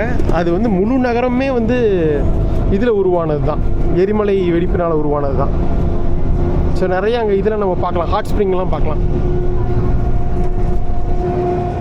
அல்டிமேட்டு. இங்கே பாருங்கள், ஒரு குட்டி ஒரு உடன் ஹவுஸ் இருக்குது பாருங்களேன், செம்மையாக இருக்குல்ல பார்க்குறதுக்கு. அங்கே பாருங்கள், நிறைய போகிற வழியில் குட்டி குட்டி கிராமங்கள்லாம் இருக்குது, அங்கங்கே ஃபார்ம் ஹவுஸ் மாதிரி இருக்குது. இங்கே குட்டி பீச் இருக்குது பாருங்களேன், குட்டி பீச் அண்ட் பார்க். பசங்களாம் என்ஜாய் பண்ணிகிட்ருக்காங்க, சர்ஃபிங் பண்ணுவாங்க சில பேர். இங்கே அந்தளவுக்கு சர்ஃபிங்க்கு இல்லை, பாருங்க கார் பார்க்கிங் இருக்க இடம். ஸ்கூல் அந்த பக்கம் ஏதோ குட்டி டவுனாக இருக்குது, அவுட்டரில் இருக்கிறது. ஒட்டாகோ பெனின்சுலாவில் போர்ட்டோபெல்லோ ரோடு அதுதான் போயிட்டுருக்கோம். அங்கேருந்து வந்தோங்க, அப்படியே வளைஞ்சு நெளிஞ்சு வந்துட்டுருக்கோம் ஆல்மோஸ்ட். சரி, அப்படியே இந்த விலாகை முடிச்சலாம்னு நினைக்கிறேன். நியூசிலாண்டில் முதல் நாள் உங்களுக்கு பிடிச்சிருக்குன்னு நினைக்கிறேன். எனக்கு பயங்கர ஹாப்பியாக இருக்குது இந்த இடத்த உங்களுக்கு காட்டினதில். என்னோடய நீண்ட நாள் கடமை நியூசிலாந்து வரணுங்கிறது அது இந்த பிரச்சனை இல்லாமல் சூப்பராக நிறைவேறிச்சு.